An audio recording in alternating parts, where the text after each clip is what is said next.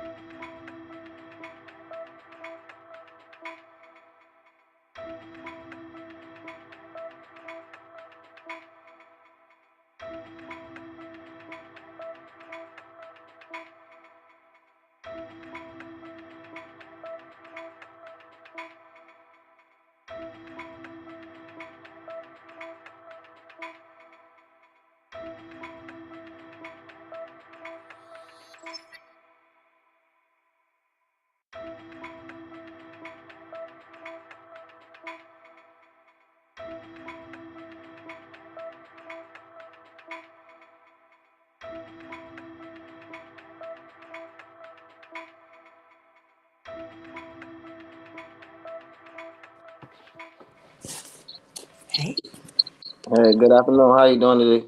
I am good. So let's try to figure out a few things. We are officially live, right? So, but we're Yes, still going to ma'am. try to get a few things set up. Looks like I sent you the wrong link. So Okay. people are actually coming, and it's no fault of yours. People are actually coming in as guests, which is not what we're trying to do. So it should be on. It should already be live Facebook. on your channel now, on your page now. So Okay. why my do not disturb is not on. Okay, this is my first time using this, so Yes, bear with ma'am. me. Let's see here. Can you move back a little? Let's see what else. Caption. I'm gonna hide that. This better? That is better. I'm gonna to me too because I think I'm a little too close. But let me see what else I can do here. I'm just making some edits. I want to remove the title. Mm-mm-mm. Okay, so let's um, so we're gonna take that off. I'm just gonna do that because I don't want anything there. Okay, we almost there. We early, so Yeah. I'm actually really excited about this platform. So Okay. I'm praying that all goes well. Okay, I've done something. Look like I flipped my camera. Oh boy. Um,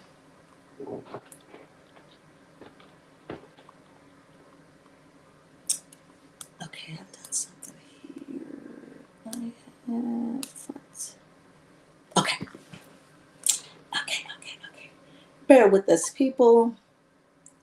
Apologies for all his guests that are trying to come on. I sent him the wrong link. That is not a link that's supposed to be open for you guys. So hopefully you're able to see it on his YouTube page or his Facebook page. Okay, now I need to get my setup right. Okay.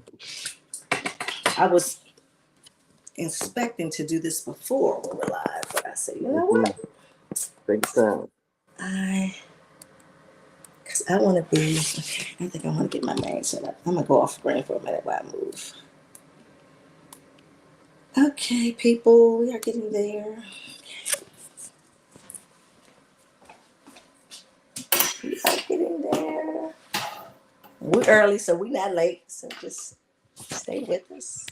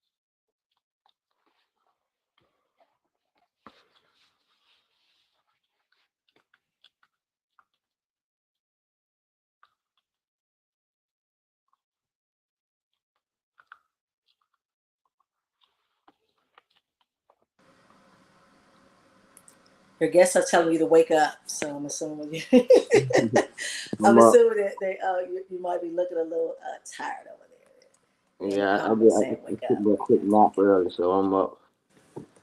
Okay, this is our first time using this platform, which I'm very excited about. I do not want to promote the Redskins, so we're going to remove that as well. Oh, Lord have mercy. We about to start something. We ain't trying to start nothing, so let I me should have do put my that. Cowboy flag out. Okay.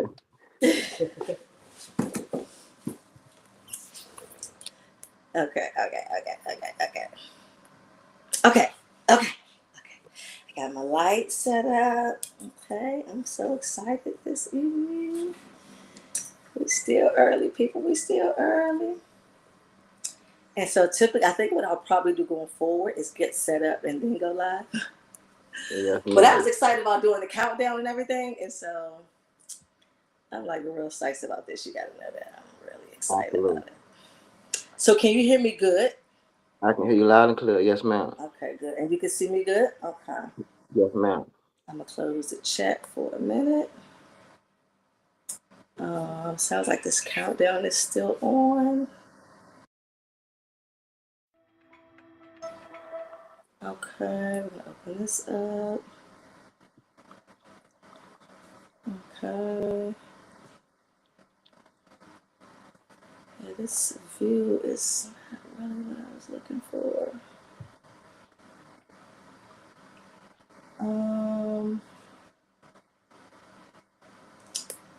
Yeah, I don't think this view is what I want. Okay. We're early, brother. We early. Don't get restless. No. We just getting it all together, you know. I've Absolutely. missed a lot of playback lives because the camera just wasn't right on people and the lighting wasn't right. So I'd rather do all this live than to end it and then we'd be looking all chopped That's up and right. screwed That's up. right. But, We good. We early. yeah, so we gotta do it early. Okay, I want to look and see how it looks online. I might hit a little bit of feedback because I'm just looking online. Okay, let's see. So see if you can move back a little bit more. You move back a little bit more.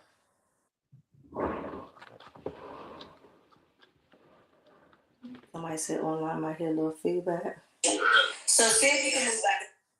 Yeah, I'm really loud. A little bit more. Out, so okay. Somebody said online might hear a little feedback. So see if you can move back. Okay, I think we're good. Oh, you just run the playback. So you want me to slide back, or this is good right here? You're good. Oh, Yep, you're good. I'm just looking on both platforms just to make sure the view is good on both of them. yes, ma'am. Facebook looks good. I'm just gonna check YouTube real quick. YouTube look good. Okay. I'm excited. I'm streaming on 2 platforms in one. Yes, sir. Yes, ma'am. Say that again. I'm excited as well. First time for everything. I'm so excited. You don't understand, bro. I was having so many challenges. I was like, nah, I'm gonna have to level up now and figure something out because it was just so many problems. People couldn't get on and links wasn't working. Yes, ma'am. Okay, so I'm gonna have you. Okay, so you're good. You're good. We're good. Yes, ma'am. Let me do one more thing. I'm sorry. I'm a little perfectionist. So, yeah. Take your time. And again, next time we'll do this setup offline. I'm the same. I'm a Virgo, so I like things to like. The smallest things ticks me, so I understand. I'm glad you understand. Yes, ma'am. I just did something different on my end. I just want to make sure. Okay, everybody say we're good. Okay. Hold on. Looks like caption is showing up. I Do don't you see know? it on my. Yeah, it's on. The captions are showing up on Facebook. I don't recall having captions on.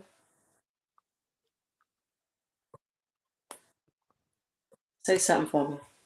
And why am I still getting the countdown going? Playing the That's good.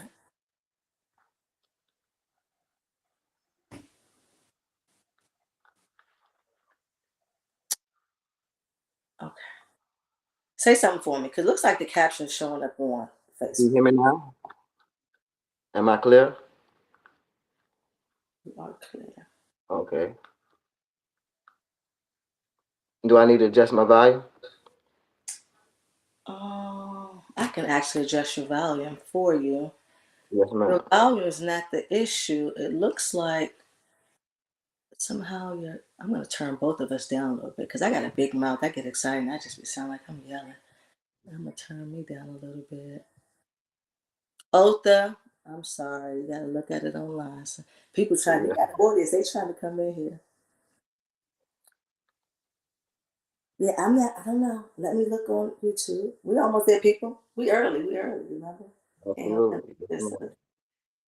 I'm not really too excited about my lighting, but I'm not gonna worry too much. I want to see if captions are showing up on YouTube. I don't see, yeah, I know. Let me look on YouTube. No. Yeah, I don't see any captions there, so we'll have to figure it out. I knew it was gonna be something I'm gonna have to figure out. It's not a bad thing because I was gonna play back with captions anyway, right? Yes, ma'am. At the end of the world. How are you? Well, I'm feeling remarkable. I feel great. I feel rejuvenated. I got my glow, got my energy. So the day was great. I feel great. Great, good. The perfectionist in me goes back to check again. Okay. Yes, ma'am. You're right. We're gonna get it right. We're good. This is all me. This is for the record. Okay. Your lighting is so much better than mine. No, because I'm right up under like that's all the why. Oh, it's telling me the captions are automatic generated. Hmm. Okay. Oh yeah, I think that's via Facebook. It might. Well, it might. Oh, okay. That's not something I'm too familiar with. Come join us, people. Join us. Please. Yeah, I love your lighting so much better than mine, but it's okay.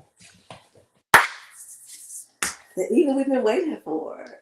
Yes, ma'am. Yes, ma'am. Right. And I know I pushed First of you. all, thank you for having me on your platform as well. I definitely appreciate the invite. So I'm truly honored. Thank you. I appreciate you accepting. So what's the little backstory I have on the tiny bit I know of you. Um, Eugene. Yes, ma'am. Yes, ma'am. Eugene recommended you, highly recommended you actually. Yes, ma'am. There was an amazing interview with him. I'm sorry. That Yes, ma'am. before last. And I'll say to you as I said to him and all my guests, Yes, ma'am. this is a form of ministry for me. I feel like essentially this is like all a part of who I am. I've always been this person, right? I've always been this center of attention person, but not in the way of simply just wanting the attention. Not that I don't. I'm an Aries. Go figure. Yeah. But really more so as far as like in the middle and people listening and people watching. Like Yes, that's ma'am. always been. That's just a part of my DNA. I've always been the one in the center. Who are they looking at? Who's talking? Who's that with the loud mouth? Yes, ma'am. What is she saying? Let's go do what she's doing. Let's see what So that's kind of been me, and that's all the way me from as Absolutely. young as I can recall. And so I'm an ex-minister. Not that I have anything to do with this conversation, but just a little brief back history on why this is such a passion for me. Yes, ma'am. Right. It's not merely just to have people on to get some likes and followers. Like it's Absolutely. Absolutely. that. Ministry. That's right. So bigger than that. And so let me let you know who in the chat before we get started real quick. Anyone you might recognize. I don't. Are you able to see? You're on your phone, so you probably can't see the chat, right? No, ma'am. I can't. That's fine. So that's another benefit with using a device. You're able to see the chat. So Eugene is all up in here. Nephew, Great brother. Salad he's you just doing? Mr. yeah, Porter. he's all up and down. He's Yeah, all up and yeah. down. Please go Yeah, we're gonna support his book too on Amazon. Great author. Great author. uh, um and then and I'm having Sean next week. Yes. Oh, So it's great brother as hopeful. well. Another author, and have a remarkable story as well. Great brother. Yeah, it's this Yes, is a sir. movement. It's a movement. Oh, Most absolutely. people that I've interviewed came via referral from someone else that I had previously interviewed. Right. And That's that's typically two how they sides go. of your interview skills as well. Yes, ma'am. Well, I received. I appreciate that, but Absolutely. I love it because essentially that's kind of how I would prefer. Like I don't want to be in people DM like Yeah, I don't want to be absolutely. crying Absolutely. or kind of So I'm excited that individuals are that satisfied, Oh, right? absolutely. And Absolutely. that they would see fit to even refer. And then your boy Eugene, he referred me so many people. I'm still trying to lock all those people Absolutely. down. So I'm Absolutely. excited about it. It's 6:51. We're gonna jump in a little slow, for those that are waiting for Absolutely. 7. I know it's after work and dinner time, so we don't want to rush and make nobody miss it. I know you had a ton of people that I sent you the wrong link that you forwarded to, so I'm really hoping Yeah, that they're able absolutely. to Yeah, see yeah. the page. I did Mm-hmm. tag you so they can show up on your Okay, page. okay. I'm not too familiar with how to do that with YouTube. I Okay. wasn't, because when I tagged, it didn't look like it did anything. Yeah, I'm still trying to work that on You YouTube. know, So I thank you just so much. did the It's channel so as having well. all these different. I appreciate it. They look good. Okay, yeah. So typically, how I like to go about the dialogue is I like to start with the childhood, Mm-hmm. right? And then lead up to not necessarily recent time, but maybe most previous incident that we discussed that we would discuss this Yes, evening. yes, And ma'am. then we'll go into to questions and answers. Okay. Sounds good. All right. So let's just slowly introduce yourself because it is a little before 7, but I'm getting a little Okay. anxious, right? So, Absolutely. My name is Ernest Purvar. I go by the alias Lil E. Some know me my childhood. My nickname Stinker. I grew up in Richmond, Virginia. I was okay. born at MTV Hospital, and I just grew up in the east end side of town, north side, but fairly, we grew up in I was born around Creighton Court, then south side, and then we moved to Bunch Place. But my childhood it started off, throughout the inner city, which is the projects. So I grew up around Woken Court and moved. And this is all in Richmond as well. This is still Richmond. Yes, ma'am. Like Okay. Richmond is a small niche or whatnot. So I grew up. I stayed with my mother till like the age of 5, and unfortunately, her and my father had broke up, and I had moved with my aunt. My aunt had got custody of me, so I stayed with my aunt all the way up to like the age of 12 or whatnot. So throughout that time or whatnot, I was in a household with like my brother, myself, and my father, his sister, and her 3 kids. So it was like 7 of us or whatnot. So I grew up in a tight niche. Have you ever seen the movie Crooklyn by Mr. Spike Uh-huh. Lee? It That takes me to my childhood every time. So, I grew up with integrity, morals. We didn't have much, but one thing we did have was love. And being a young kid, you can be exposed to so much at a young age. So I grew up with seeing things I ain't supposed to see, going out into community and seeing things that wasn't taught to me in my household. So I'll start to emulate some of those things or whatnot, which I know wasn't in my character. So I grew up basically. I was I wouldn't say a great student or whatnot, but I was distracted. Like from second grade to like 7th grade, I was in remedial class, which some people may relate it as IEP, special education or whatnot. Not because I wasn't informed of education, but I was so distracted of what's going on in the household, what's going on in my community. So eventually, like in ninth, 8th grade, I made it out, so I got back into regular classes or whatnot. But that never defined my character, never defined what I know, education, because I know knowledge and education is two different things. Education is something that the Rockefeller has instilled into the school system. And what they told it, he said, I want a nation full of thinkers. And I want a nation full of workers, not thinkers. workers, not So thinkers. Exactly. as I got older, We're gonna take this conversation somewhere else. Huh? yeah, yes, ma'am. But basically, I grew up. I never liked the drugs. I did karate. I started off as a white belt, got to yellow belt, skipped green, then I made it a black belt. So I didn't get any degrees or anything. I did Richmond Time Dispatch at the age of 12. So I always was working because I seen my father get up and work every day. So that's basically my childhood. But throughout that time, I was going from household to household. I got a big family.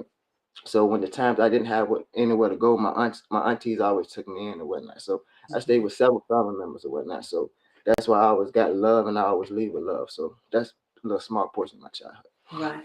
I want to go back because you said something that was a bit profound that I don't think is ever mentioned in the narrative. Right. You Yes, grew ma'am. up with morals, principles, love, family. Absolutely. You hear that, and so unfortunately, oftentimes those points right there are never mentioned because they Absolutely. figure someone made a mistake or made a decision, and because of some consequences was a part of it, they figure no more, no Absolutely. principle, no love, no family. Absolutely. And so I love it that we starting out with a young man that was raised with morals, principles, love, and family, regardless of what. Right. I love that, Absolutely. and I'm so glad that you took the time to share that because it's important. Because Absolutely. listen, we're judgmental beings. Let me just say that first. Absolutely. That's The my ass disclaimer. and the We're all feet. judgmental beings, and so Yes, I guess ma'am. we can understand um, the tone one would use when they decide to judge a person based on situations they may have had, experience they might have indulged in. Absolutely. Right. Yes, ma'am. And so I kind of want to really stay here for just for a minute to stall for time A, but to B kind of really drive something home because I'm with I know even the platform I'm using right now, right, and the, you. and Yes, the ma'am. individuals that I'm interviewing, people judging off the break. The caption, Absolutely. oh, this person is this person was that person, and Absolutely. um, and I think it's important to mention that, and we hear it. You Absolutely. can. Let me. I separate it. You can judge a book by its cover if you Yes, choose. ma'am. Sometimes we fall I victim of it. highly recommend not to judge a book by its cover Yes, because ma'am. all of our covers have bandages on them, Absolutely. right? Absolutely. Blood and wounds all on the covers because it essentially is it's the outer layer, right? It's the Absolutely. outer layer. That's why it's called a cover. That's That's why it's why it's called a called a cover. cover. And so, Absolutely. yeah, I think I probably have to throw that in my as a disclaimer in Yeah, the beginning of my absolutely. interview. I'm gonna Yeah. think of that because I often think about that, especially Mm-hmm. when I kind of put my captions together and stuff like that. It's like, Yeah. okay, I'm trying to give a hint to what the discussion is going to be about, but at the Yes, same ma'am. time, I don't want to push, a narrative based on somebody's judgmental ways and Mm-hmm. thoughts and how they choose to proceed. Let's just do better with that, people. Can we start with that? Just attempt to not fully judge Absolutely. by Absolutely. its cover. And speaking of books, we need to get some of the books out the Vatican they got over there. The Yeah, Pope yeah, and all. yeah. They do. You need to drop I them know some links in great the information there. comments. Yes, ma'am. Eugene, Yes, ma'am. Sean. I know Sean was. I'm not sure if he.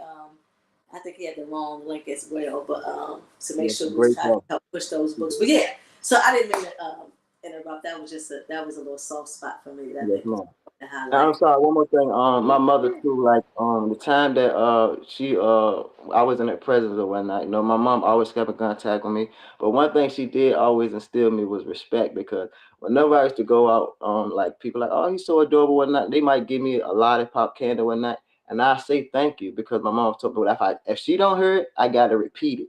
So Mm-hmm. that right there, it took me a long ways in life. So I always leave with yes, ma'am, no, ma'am. Even if you my age bracket, I'm always a yes or no, sir, whatnot. But just to still me, but respect do carry a long way. It really does. In spite of it. So, how many siblings? I have one sibling, my brother. My Your brother, brother, yes, ma'am. older or younger?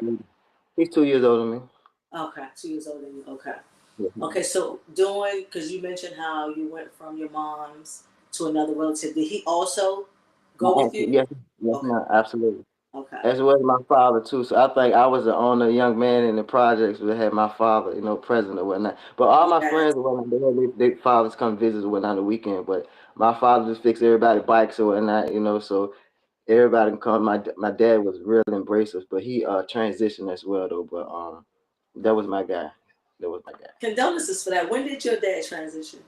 It's, I did 12 years or whatnot, but he was holding on. Unfortunately, he had fell into this condition with his COPD or whatnot, which is a Mm-hmm. smoking thing or whatnot. So throughout my time from juvenile detention center on up to prison, he always visit me. Like he'll catch that hour bus, 45-minute bus to come visit me. So I always had someone to come visit me. Like if a female ain't come, if my relatives they come, I can count on my father to come. He only don't care if he just come and just sit there and place the food in front of me, and he'll just doze off because he been tired on the ride. But yeah, absolutely. I love it. Let's talk about your dad. Could we do that? Because it's just, Oh yeah, I love yeah, how this is yeah. starting off. Yeah, my father, like ever since I can recall or whatnot, like I never heard my father curse my mother out. And so I got a stepfather as well. He's a great man, Mr. Thomas, a great man.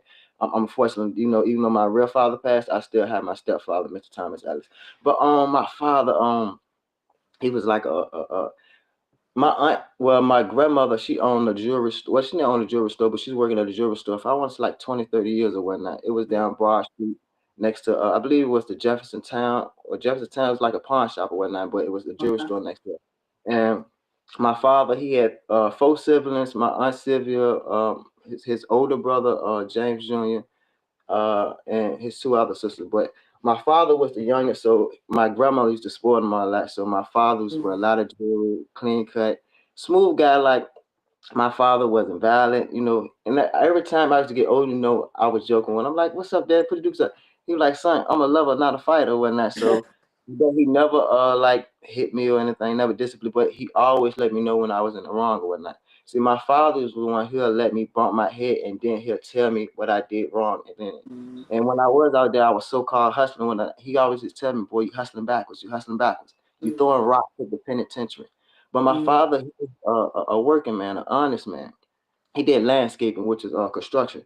He had a small stature. I'm 5 feet 5. My father's like 5'4", well not 5'3", but he always got up every morning and worked, despite he felt habit to his substance abuse or whatnot. But by the time I came home, my father was doing great. He got his weight up or whatnot, and at the time I was falling into them habits as well. But I could talk to him without being judged, without son, do this, on that. And he always called me son. He never say lil, eat, earnest, stink, or none of that. You know what I mean?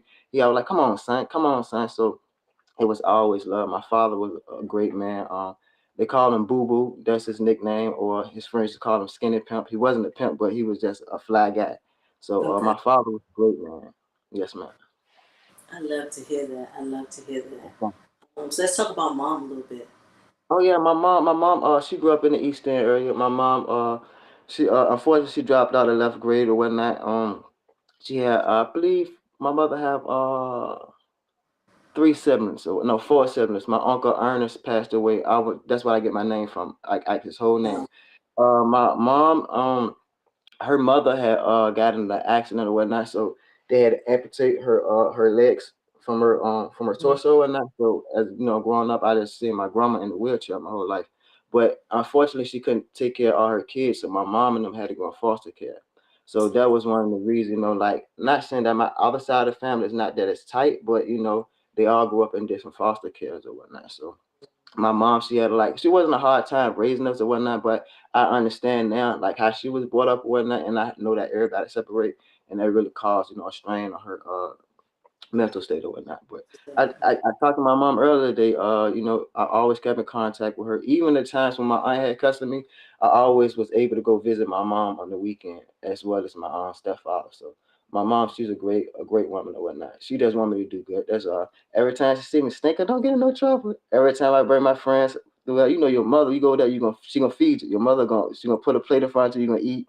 And that's I think every mother should do that, be embracive, whatnot. Right. So my mom, Absolutely. she's a good woman. So let me ask you this. Yes, I ma'am. love all that for you. I love all that Thank for you. you. It's refreshing Yes, to ma'am. hear.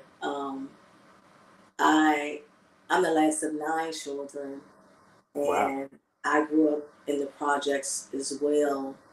And I was one of few of my friends whose father was present.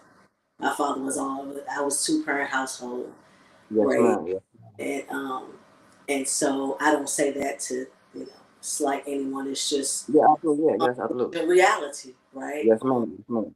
Too many of us did not have the opportunity to be born in a 2 parent household, Yes, regardless ma'am. of what that household might have been like. That right Yes. there is a plus.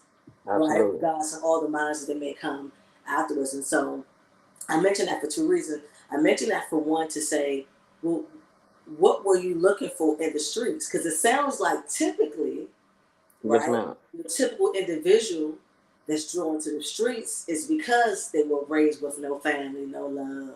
Yeah, Typically, absolutely. right? No morals, Absolutely. no Yeah. principles. So, what would you say that you were looking for in the streets that you weren't getting at home? Um, to be honest, once you get to a certain age, like teenage years or whatnot, unfortunately, like we grew up in a big house. Well, my household was a lot of people in there. So I think we stayed in like a two-bedroom, like seven of us in there. But when school come around, it's only so much that my father always made sure we had Christmas and whatnot. But once the latest stuff come out, doing Rockaway, Coogee, Frugal and all that, those things I was attracted, So I got me a job, worked for the news, the Richmond Times Dispatch. But as Mm-hmm. every day I get off, I see my cousin. They be out there smoking weed or whatnot. They joking on me because I got a job and I'm working, but just being influenced from my environment or whatnot.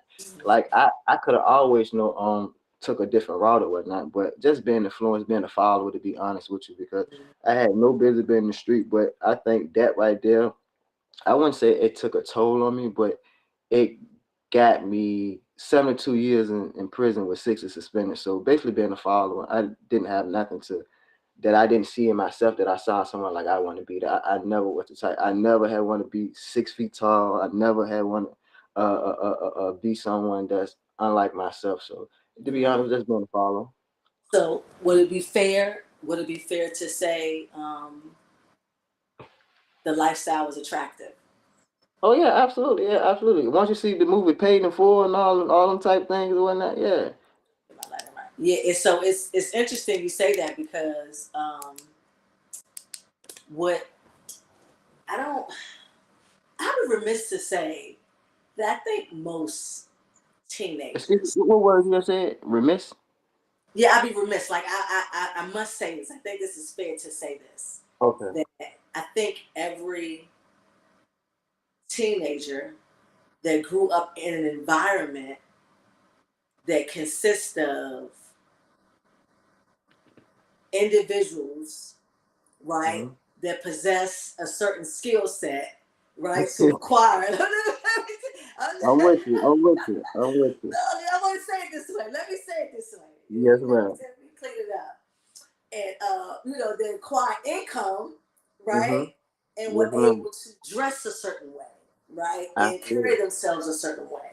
You did And I please. think that I think it's a typical thing for a typical child, especially a young man, because most of those ones that are out there that's looking flashy are young men. Yes, I mean, yes, so it's kind of like, absolutely. Yeah. how could you not look up to the basketball star in the neighborhood? If Yes, you know ma'am. what I'm saying? Like, Absolutely. how could you not? If he gets recruited and he goes, how could you not look up to that? How could you not want that?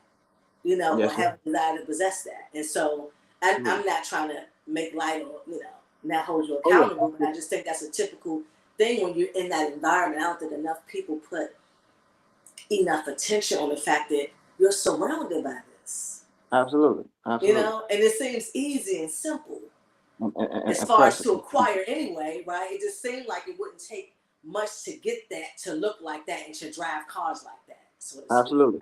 And it's also not to cut you off. It's a study that shows that your brain don't fully mature until you're 25. So Mm-hmm. when you're young, your brain is a person it's like a sponge. So you know what I mean. It's like that's why you gotta be careful what you see and what you take into your temple and whatnot. So they know that. Like when I got sentenced to my time at age of 16, they know my brain wasn't fully developed. You know what I Knew mean. it. So Mm-hmm. it's science studies for this or that. But they know in our community was they Ronald Reagan and all them put these things in there. They Mm-hmm. know what they're gonna do, just like they do experiments on mice and all that. They know the cost of it. So, No, the unfortunately, mice were actually the experiment. yeah. Like And what you we're call gonna it, try to the say word focus project is comes needed, from? but the mice were Yeah. the actual experiments when they were doing the tests for the projects. They under Wow. I was look. Actually, I'm really big on, like, I don't take stuff like this light. Like, I actually got chills. I literally was just telling my 17-year-old son. It might have been a week ago, if that Yes, long, ma'am. about a book I read, "Breaking the Chains of Psychological Slavery." Wow. And in this book, I'm gonna say it again: "Breaking the Chains of Psychological Slavery." Yes, In ma'am. this book, it mentions how when they were doing the studies on the projects, the reason why the projects were built the way they were built in terms of multiple units on top, beside, left and right, they Yeah. studied all of the dynamics of that type of environment. And this book explains how the test, the study was on mice. And Mm-hmm. it gave some mice cheese. And we don't get off topic because Yeah, yeah. I'm Wait, passionate about stuff like I'm that. into that. I'm into I'm that too. passionate about Yeah. stuff like that. But it Yes, literally ma'am. tells you how they put some mice in a certain area, gave them cheese, put other mice in another area without cheese, and they knew and they watched what they would do. You can't make this stuff up. They watched what they would do, so they knew they were very intentional when they Yes, built ma'am. the project. Just as intentional. People think about the redlining. Yeah, the Yeah. redlining was severe, but there's something that Yeah. happened before the redlining. Yeah. You understand what I'm saying? That was all in conjunction. But Yes, I'm ma'am. very passionate about And that, so see I don't young want to take brothers all out your time. there, and got young brothers out there say, "Oh, I'm a demon. I'm on demon time." You don't know the real demons. Mm-hmm. Just not that. Mm-hmm. Absolutely. Mm-hmm. And so, so back to the point at hand, you're basically saying that you were in this environment um, where you became infatuated to some degree with these individuals that were in the neighborhood. Yes, In ma'am. spite of having the love, right, the attention, morals and principles instilled into you, that didn't stop you from wanting what was outside, Yeah, right? absolutely. Yeah. And so, take us to when you first started playing in the streets. Oh man. Like, Uh, what was that situation? This not North. black, so you ain't got to name Yeah, no yeah, names, my, but yeah. At the age of 16, I had two vehicles. I had my first car was a Buick, and then I had Infinity or whatnot. So I'm in ninth grade. At this time, I wasn't taking school serious or whatnot. Coming to school late. I stayed right across the street from the school, so I'm getting there all high up or whatnot. But you started off with small quantities of things, marijuana, and then the marijuana started switch over to cocaine. So once you see that, the weed is not really making you no money, you want to get in the big boy game. And like I knew the difference between selling cocaine and heroin. Heroin, though, was I wasn't built for that because I know the type of crowd that it brings. If they sick and they don't have it, you know the worst can happen to you. the different So with situation. that, at the age of 15, I always had charisma. I always had the the ability to attract people, but I didn't have a heart for it. Only reason I didn't have a heart for it because I seen my parents and people in my household getting high, so I always gave it away. Like something like, oh man, I want straight dub, I want straight. They got $7, I give it to them. So that's why I wasn't good at the hustler. But as far as that, we was doing so good. Like older guys, I remember they coming to. We supposed to be in school, but we in the trap house. They coming there pulling guns on us, telling us we can't hustle. Y'all can't hustle because we taking all their money or whatnot. But the area I was in, which is north side of the boulevard on Barton, like it was like a gold mine. So a lot of money was coming to that. So like the two guys that I hang with, all of like we were short. They just call us the Red Pack crew. If you know anything about the Red Pack, with Frank Sinatra, Sammy Yeah. Davis, yeah, you understand. So we was click tight like that. It was like brothers, but all us was fly. We never hated on each other. We always looked out. So to that point, and that would have led me to a robbing. So I love gambling. I love shooting dice. So I was very good at that. But like I wasn't like no major player or that. But I definitely left a legacy over that side of town with the two guys that I ran with for our age group. So it feels good, 16, 17, going to the mall, spending 750, $1,200 a day just just on clothes or whatnot. At one point in time, we might leave a car because we might get in an accident and then we'll just go buy another car. So it was that had me into a point like I And can do this this is at forever 16. at 16 years old. And I So at got locked up like 16, a couple months later. that's when you first started selling drugs at 16. Yes, ma'am. Yes, ma'am. And because you're right across the street from the school, that's when you pretty much stopped going to school. Absolutely. That's with Backwards. regardless of the intelligence that you Yes, had, ma'am. Going right to that the penitentiary. that became more exciting than Yes, ma'am. Yes, ma'am. Cause you see the older guys, they rocking Prada, they got Gucci on and whatnot, and then we can be able to hang with them. But the other guys that's in our age bracket, they wasn't allowed to come in out here on the block or whatnot. Cause we got to put up with the older guys. So what makes y'all think y'all can come out here and hustle for free? Y'all know we got to deal with this one. You know what I mean? It was one of those type things or whatnot. But it was very intriguing to say, but not to make light of the situation because I don't think no kid should be out there in the streets at that type of age. Well, I'm gonna say this. It's important, and I know with the clickbait and everything, it's kind of hard to kind of condense certain uh, areas in which we want to discuss. Yeah, But I think it's important for a kid to hear what sounds exciting, yeah, right? absolutely. They need to hear when it all appeared to be all good, and then Yeah, the and repercussions yeah, of it, so you understand, into the what, ATM what, what get you hold of really you. getting yourself into, what road that leads to. So Yeah, I I got think. arrested for that too. For what drugs. That was no, that wasn't my first. My first shot I got locked when I was 10. That was shoplifting. We went to Target to steal, them game boards or whatnot. Mhm. Just for being kids. That was my first time getting arrested, age of 10. The second time, me and one of my partners, which I told it was three of us, me and him, we got locked up in Infinity. The ATF pulled us over, and that was my first arrest. And then 6 months later, that's when I got the 73 years. So before we get to your final arrest, so you're 17 at this point. You only have one charge from shoplifting as Yeah, a preteen, basically, yeah, right? after yeah, yeah. And so you and was the what y'all called again? What was it? What was y'all crew called again? Well, no, they call it three the hard way, but an older guy was a respectable gentleman. I didn't know what the Red Pack was until I got Rat old Pack. enough to That's what know it was. the Okay, Red Pack. Yeah, I think I just wanted to yeah, say.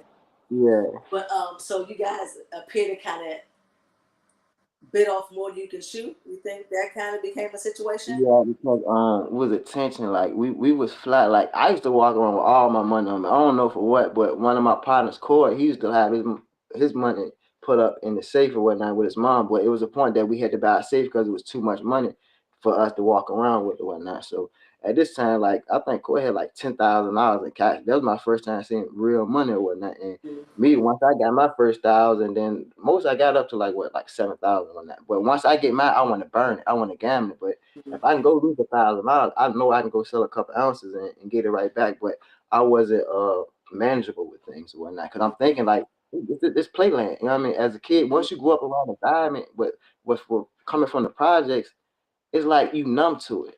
Like you don't Mm-hmm. know what can really happen. I got Mm-hmm. guns put out on me when I was shooting dice or whatnot. Money flying Mm-hmm. everywhere. But I'm numb to it. Right. And, to go back and look at it in retrospect.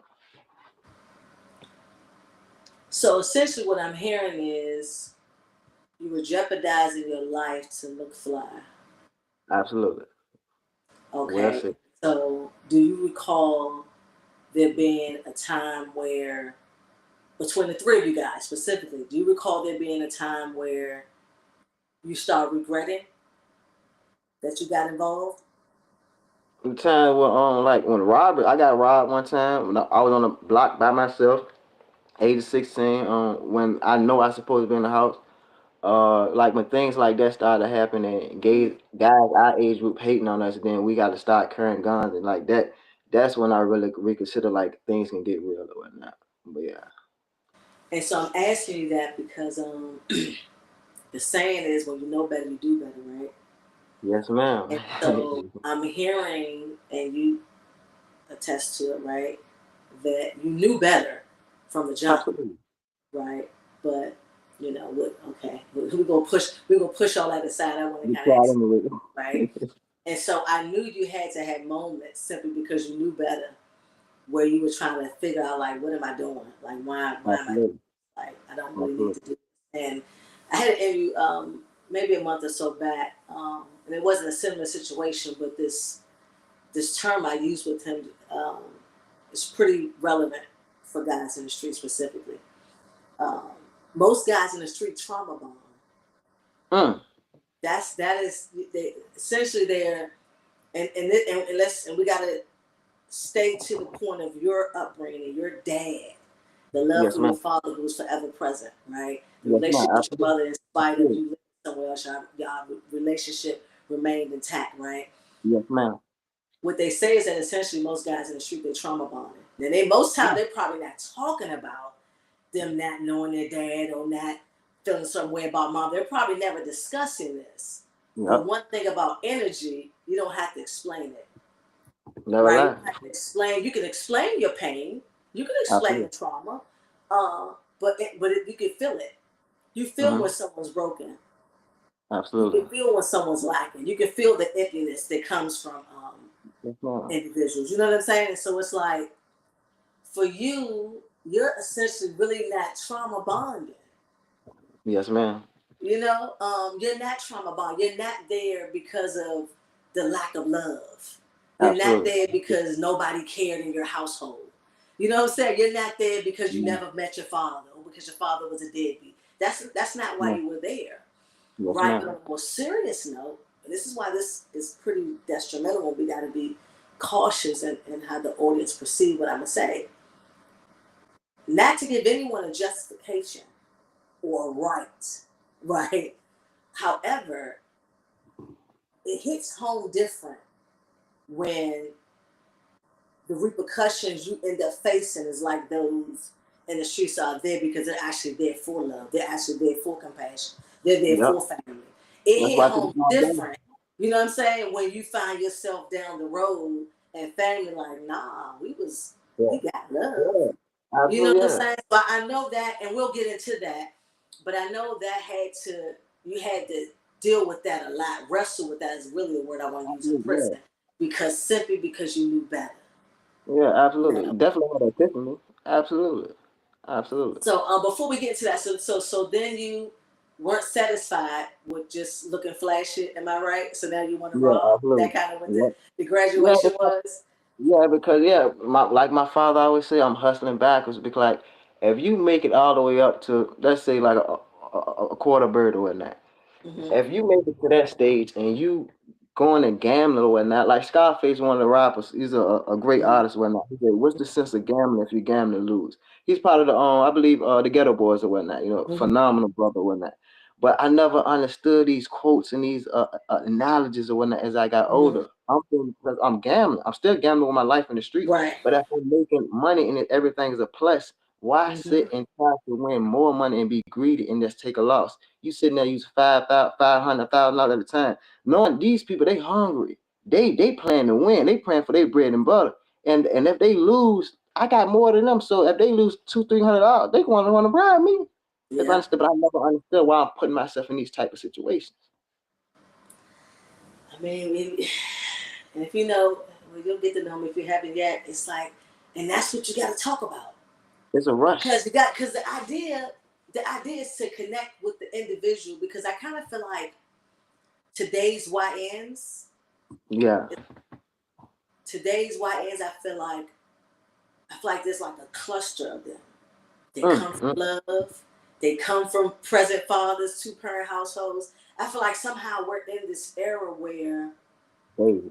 that trauma bond era is not really happening right now. Young Uh-uh, is uh-uh. just out there just It's a because course they of want to look love. like this, they want to appear to be Yeah. like that, All and them got the not shite realizing mask on. all that they're putting in jeopardy Mm-hmm. behind wanting to look like something they're not. Absolutely. Absolutely. And that's why I think the creator and the most high is just using me in this unorthodox way, this Mm-hmm. orthodox path, like, 'cause, like I'm like this last year has been like the roughest part of my life, but I've been like, why I was so depressed, why I'm going through all this, because I know how to use my chakra right now.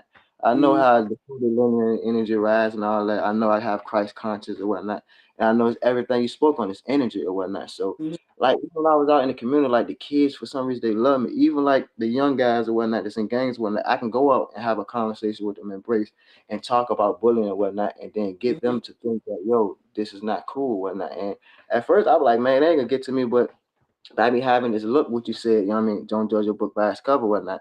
And I've been through these backgrounds, so who's better to speak with them than me or whatnot? But I can't have one foot in and one foot out, even though I'm doing good, but I still can't be getting high at the same time because if I'm getting high, not around the kids or whatnot, but even if I'm doing it outside, you know what I mean, it's still Yeah. gonna have an Mm-hmm. effect in some type of way or whatnot. You can't serve two masters.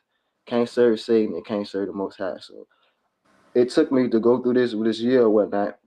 Got locked up a year back as well. You know what I mean? Like I was doing good or whatnot, but I had a hiccup.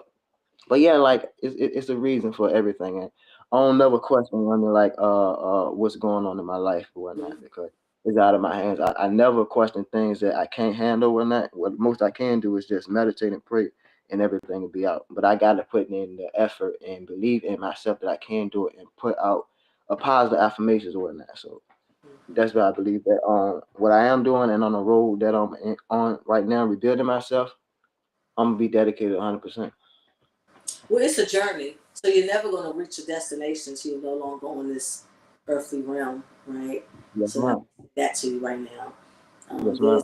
There's we can master certain things of self, Hmm. right, and become disciplined, Yes, um, ma'am. such. But it's a journey, Oh yeah, right? absolutely. So you know what I'm saying. So and I kind of heard something that I don't really want to bring out in what you said. I just heard something you didn't say. Yes, Um, ma'am. so don't allow yourself to be discouraged if you feel like you're not on the straight and narrow all the Yes, time, because it's a absolutely. forever journey. Yes, And that's ma'am. one thing that I think makes older people um, ineffective, is because they would prefer to be perceived as perfection, their Mm. role, right? They want to appear to Mhm. be the master of their faith. You know what I'm Yes, saying? ma'am. They want to appear to be so upright and so to the point where they're no earthly good, right? Because Absolutely. now you put a person in a position where, man, I can't become all that. Why Yeah, try? absolutely. You know Not what a I'm saying? pressure. Like, I can't Yes, reach that ma'am. high. Why try? Yes. And I think that you would rather be approachable to be effective than to be out of touch and out of reach. And I love it. a lot of You people know. are very much, they're just not approachable. You know what I'm Yes, saying? ma'am. You on a high horse is way up Yeah, there. absolutely. You're Yeah. trying to put one foot in front of the other, and I can't. You know what I'm saying? No, seriously, I can't follow that Yes, path ma'am. because the pedestal you put yourself on is it appears to be intimidating based on where I'm at in my journey.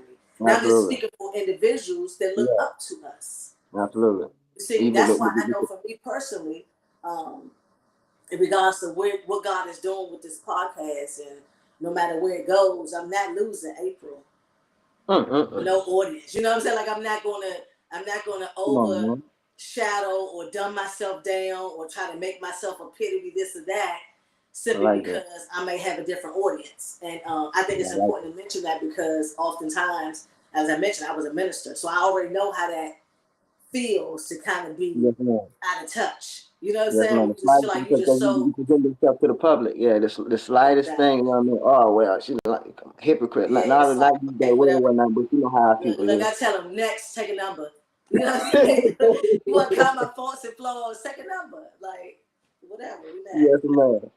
Yes, ma'am. So before I get into, I want to ask you a question because I want to make sure I don't miss it. Yes, So, ma'am. what do you say to the young man that has a two-parent household or just has a family? It don't have to be, there's some mothers and fathers transition, so maybe Yeah. dynamics are different, but they have the love, the Yeah. respect and the morals and principles. What do you say to him that's just itching?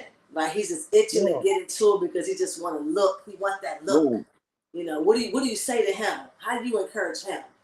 We always heard these two things. Don't nothing. You can't get nothing out of the street. It's nothing that you can do to make a life career out of it. Because two places you're gonna end up at: jail or in some graveyard. So, like, I look at it like this: like, if I can go back and tell a young man, Ernest, within like 18 years ago, when I was down that past teenage year, yo, do something different because now everybody want to be rappers. Everybody want to be the biggest dope boy. But Mm-hmm. start thinking about like engineering or whatnot. Start thinking about Mm-hmm. being smart or whatnot. Because once you do that, you got your own lane. You know what I understand that, and start doing something that Right. a lot of young black brothers not doing. You're gonna stand out because all we just be in the street just for attention or whatnot. Mm-hmm. But if I can just lay that on them and just be like, it's okay to be yourself and be cool. Like we always think like the guys that go to church or the guys that grew up in the county that they soft. You got some guys that grew up in the county in good parts, they tough. But it's backwards because you got guys who want to go into projects, but they got what we want. Like I want to live out in them big Right. houses or whatnot.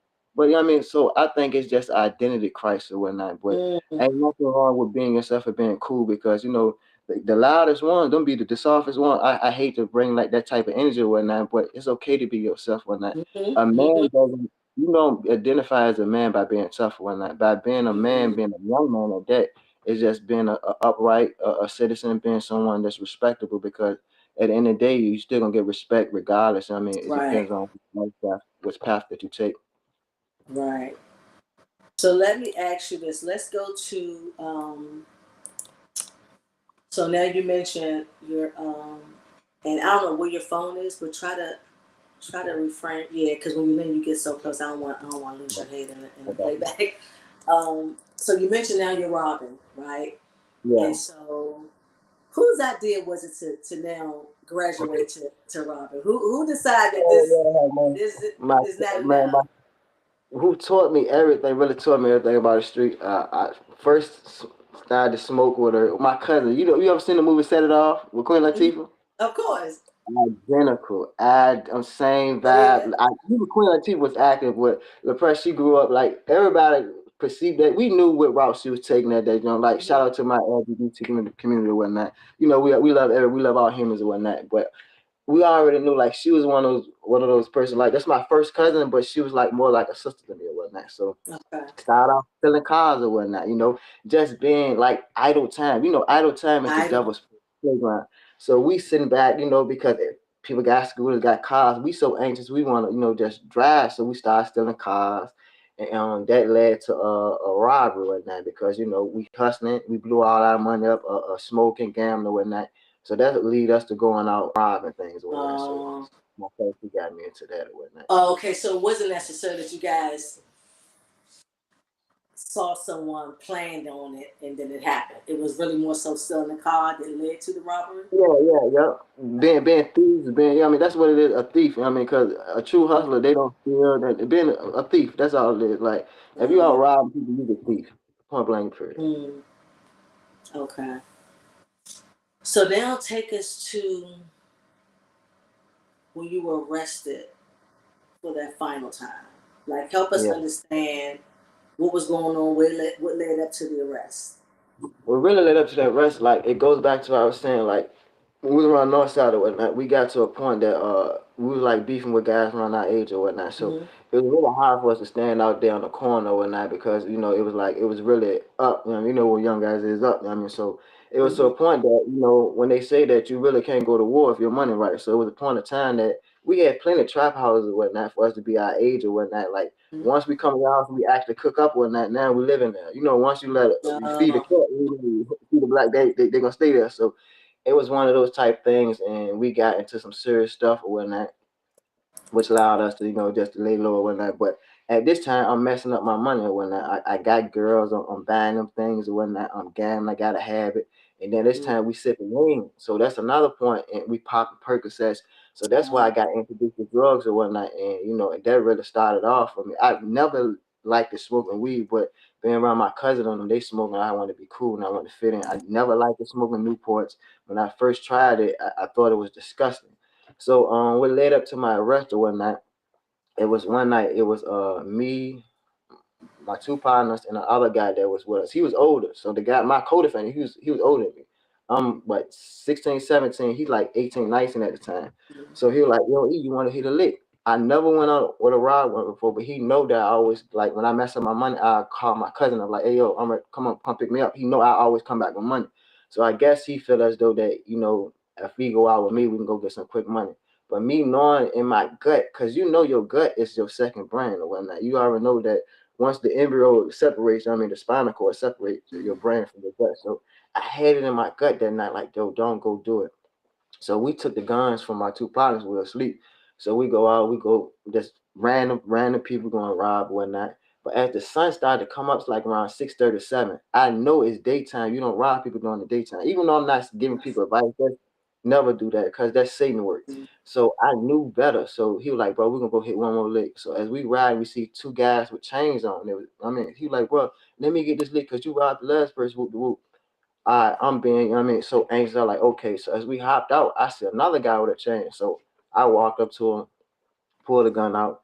It just supposed to be a quick grab and go. By me being so little, I guess he thought that he can try me. So he pushed me and tried to take the gun. So the gun went off and the bulletproof as his ear. So make a long story short, the guy that I was with, the older guy, he took off running. the car, he driving, he got a license and everything. He took off running, so I had to go follow him and whatnot. So by then we ended up behind the science museum. And I'm like, yo, what you doing? He was like, look, that's come on, let's just take off our clothes and act like we walking. Me being so naive, like I know this the shot just went up. I know the police coming, so we can get out act like we walking. You 6 feet tall, I'm 5'3". So you think they don't know these descriptions and we still got our clothes on, we don't see the gun of the jury. So being naive and things like that led up to the arrest, but that shows that karma is real. But not even karma is what you put in the universe, you'll get it right back. I know I ain't supposed to rob that man who was going to work. Honest, I robbed the man for his wedding. So I knew that something that whatever I did, I deserved it. But throughout my time in prison, throughout the juvenile detention center, I learned how to read because I really didn't know I couldn't even read a full sentence. But as I was getting in trouble, going to the hole and that, I just started to read things. And it's crazy. I'm sorry for like go off subject. I have this Bible right here, and I got this down juvenile detention center. And it's from 2008 right now. It's called the Church, the Rock Center and whatnot. They used to come and do like little ministries and whatnot. But I've been through it all in prison, juvenile. You know, in prison you can't have no reading material. They'll give you some like religion material and whatnot. This Bible always followed me. So I had this Bible for 18 years. You know, like I was going through my own mental health and my breakdown all this year. I said, you know what? I tried everything. I tried AA. I tried going to taking Suboxone. I tried taking methadone, just to get off my drug habit. And I'm like, yo, let me just try praying. Let me just start meditating. And once I started praying, I just started feeling rejuvenated. I just started feeling like myself. I started to be able to think clear because usually I hold a conversation, but I think about the subject, what I was just talking about. But what led up to the rest was, we just went out on a quick lick at the heat of the moment, and I ended up getting 73 years with 60 suspended. He got 8 years, but I got 13. Okay. So did you say you guys had robbed a few people that night, or? Yeah. But the last one, we was robbed somebody at the I think they was going to school, or we thought they was out hustling, but they was actually going to school, which I supposed to be in the school, but I got kicked out of the public school and they sent me to our alternative school, which is a bad school, which is called CCP. And I supposed to been going there, but I'm out hitting licks, and you know what I mean. I ended up getting arrested. Hmm. My Okay. first time going with him too. Hmm. And you knew, you I felt knew it. better. Yeah, like I swear, before I got out of the car, I got shivers. I got butterfly. I never got butterfly before, but some Hmm. told me like, don't do it. Don't do it. Don't do it. I supposed to been doing that evil with like I should have never been doing Satan work anyway. But I learned you live and you learn. But the most part, you gotta be accountable for whatever you do. Right. Absolutely. Absolutely. So now let's. So this is not the guy that you used to hang with, right? He's not one of the No, but three. he could be part of it, but he had a car, so we was like, well, he was just Okay. out butter and whatnot, but Okay. he got the wheels and whatnot. I mean, at this time, I mean, we got smoking, all our cars crashed or whatnot, but he got a license. I mean, he in the military or whatnot, so it was my partner or whatnot. You know what I mean?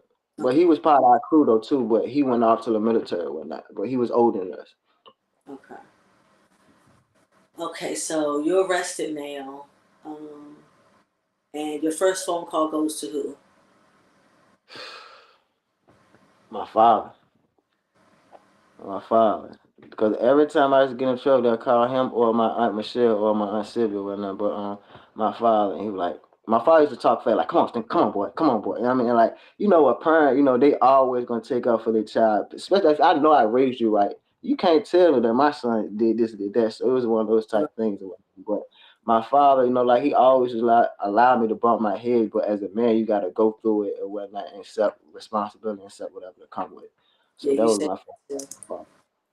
And so, what does he say to you when you let him know as much as you were able to? What did he Yeah. say? You know I'm lying. I ain't do nothing. I ain't do nothing. They ain't do nothing. He like, come on, son. But my dad, he know me. He know me. Like, come on, son. Come on. So he basically was telling me that he was gonna come visit me or whatnot. But he basically he knew what was up because he knew the type of lifestyle I was living. Hmm. And so that first call goes to your dad, Yeah, yeah. and he was already familiar with your lifestyle, so he knew Yeah, that come you on. wasn't Yeah. responsible. He was telling him you ain't do nothing. Okay. Okay. So now you sitting there. You 16 or you 17? I'm 16. In like 2 months I turned 17. So basically, yeah, 17. But I got arrested at 16. But like Okay. 2 months into it, I turned 17. Okay. Okay. And so you're 17. So at what point do? How long does it take for you to get your trial date? Yo, like I waited 11 months. My co-defendant, he got his in 8 because he took a plea. He I think he what less than 6 months, but I had to wait because they waited till I turned 18 because I supposed to got sentenced to juvenile life because they know that under the guidelines or whatnot, you can get juvenile life and you can go up for parole until you're 21. So if you do good, they'll send you to like another. It's a juvenile detention center, but it's like a little small prison. I mean, for JDC or whatnot. I mean, they'll send you there. Like instead of sending you to prison, they'll send you to. It's not like a boot camp or whatnot, because I don't think they got that in the Commonwealth down here. You really heard about that stuff like up north or whatnot, but I think they eradicated that as well. But yeah, they basically railroaded me. I had a court-appointed lawyer, didn't have money to get a paid lawyer, and they also knew like my background, my school education system, and whatnot, and they know that I could easily be manipulated to things. But yeah, I basically got railroaded. My lawyer sold me out. I never got a visit. She never came to visit me down juvenile detention center. She just called me one time. She said, just answer the question, say yes or no or whatnot. She was basically asking me about the case or whatnot. And basically said, don't talk to nobody about it, but she never came and visited me. And this how I knew that she sold me out, because on the day that I went to go plead, she called me. I was in the back of the bullpen. She was like, just wouldn't go in there, ask you a few things, but if they ask you, did I come visit you, just tell them like 3 times. You hear me? I came to visit like how many times? And I was like, 3 times. But I knew, like, I didn't know anything about ineffective counseling, none of that, so didn't know nothing about withdrawing a guilty plea. Being naive when I was a young man, like, I was illiterate. I mean, I hate to say it, but like the time that I did spend incarcerated, I obtained my GED. I took a lot of trades and whatnot. I started to read. I taught myself how to read. I just started just looking at philosophy, things about quantum physics, things about human social interaction and things like that. So I just always try to think outside the box. A old head once told me, say it's good to know a little about a lot than know a lot about one. You feel? So I just try to be well rounded and be able to hold a conversation with anybody, no matter what they ethnicity. So let me ask you a few questions. So you basically wait almost an entire year before Yes, you ma'am. never met your lawyer in person. Oh, nope. So you go and you plead. Yep. Okay. Because So she said, go plead. She told me to go plead guilty. She said, if I don't, I'm going to be facing a lot of time. I didn't even know I was getting 13 years. Like the people that I had the interaction with, they knew how much time I was getting before I even got my sentence. So I pleaded guilty. Then they put my court day off 2 months because they know my birthday was September 18th. I got sentenced October the 7th. Yeah, October 7th. Once I 18, so I'm going now. So the juvenile plea, like for juvenile life in prison, that's that's off the table. We send him to the big wow. house. Yeah. Wow. And see, it's situations like that, right? Yeah. That really shows how the The system. judicial. Yeah, and Yeah. it's crazy. It was one juvenile lockup with a Caucasian brother, not to make this a race thing or whatnot. He robbed the bank. They went there, robbed the bank or whatnot, and he got juvenile life. I'm talking about he had assault rifles, all type of thing. People got hurt and everything. And his case was way worse than mine. So I'm like, well, I think he got like, I got 13. I think that boy he got, yeah, this on the juvenile life. So he got out when he was 21. And it was another girl. She was a young lady. She had a drunk driving car. She hit somebody, killed her, and they gave her like what, a year or something like that, and time of probation. Like, and I'm just sitting there, but as I started to see, I'm like, okay, I know how they treat our people, and that's when I started to look That's when you deep start going with them.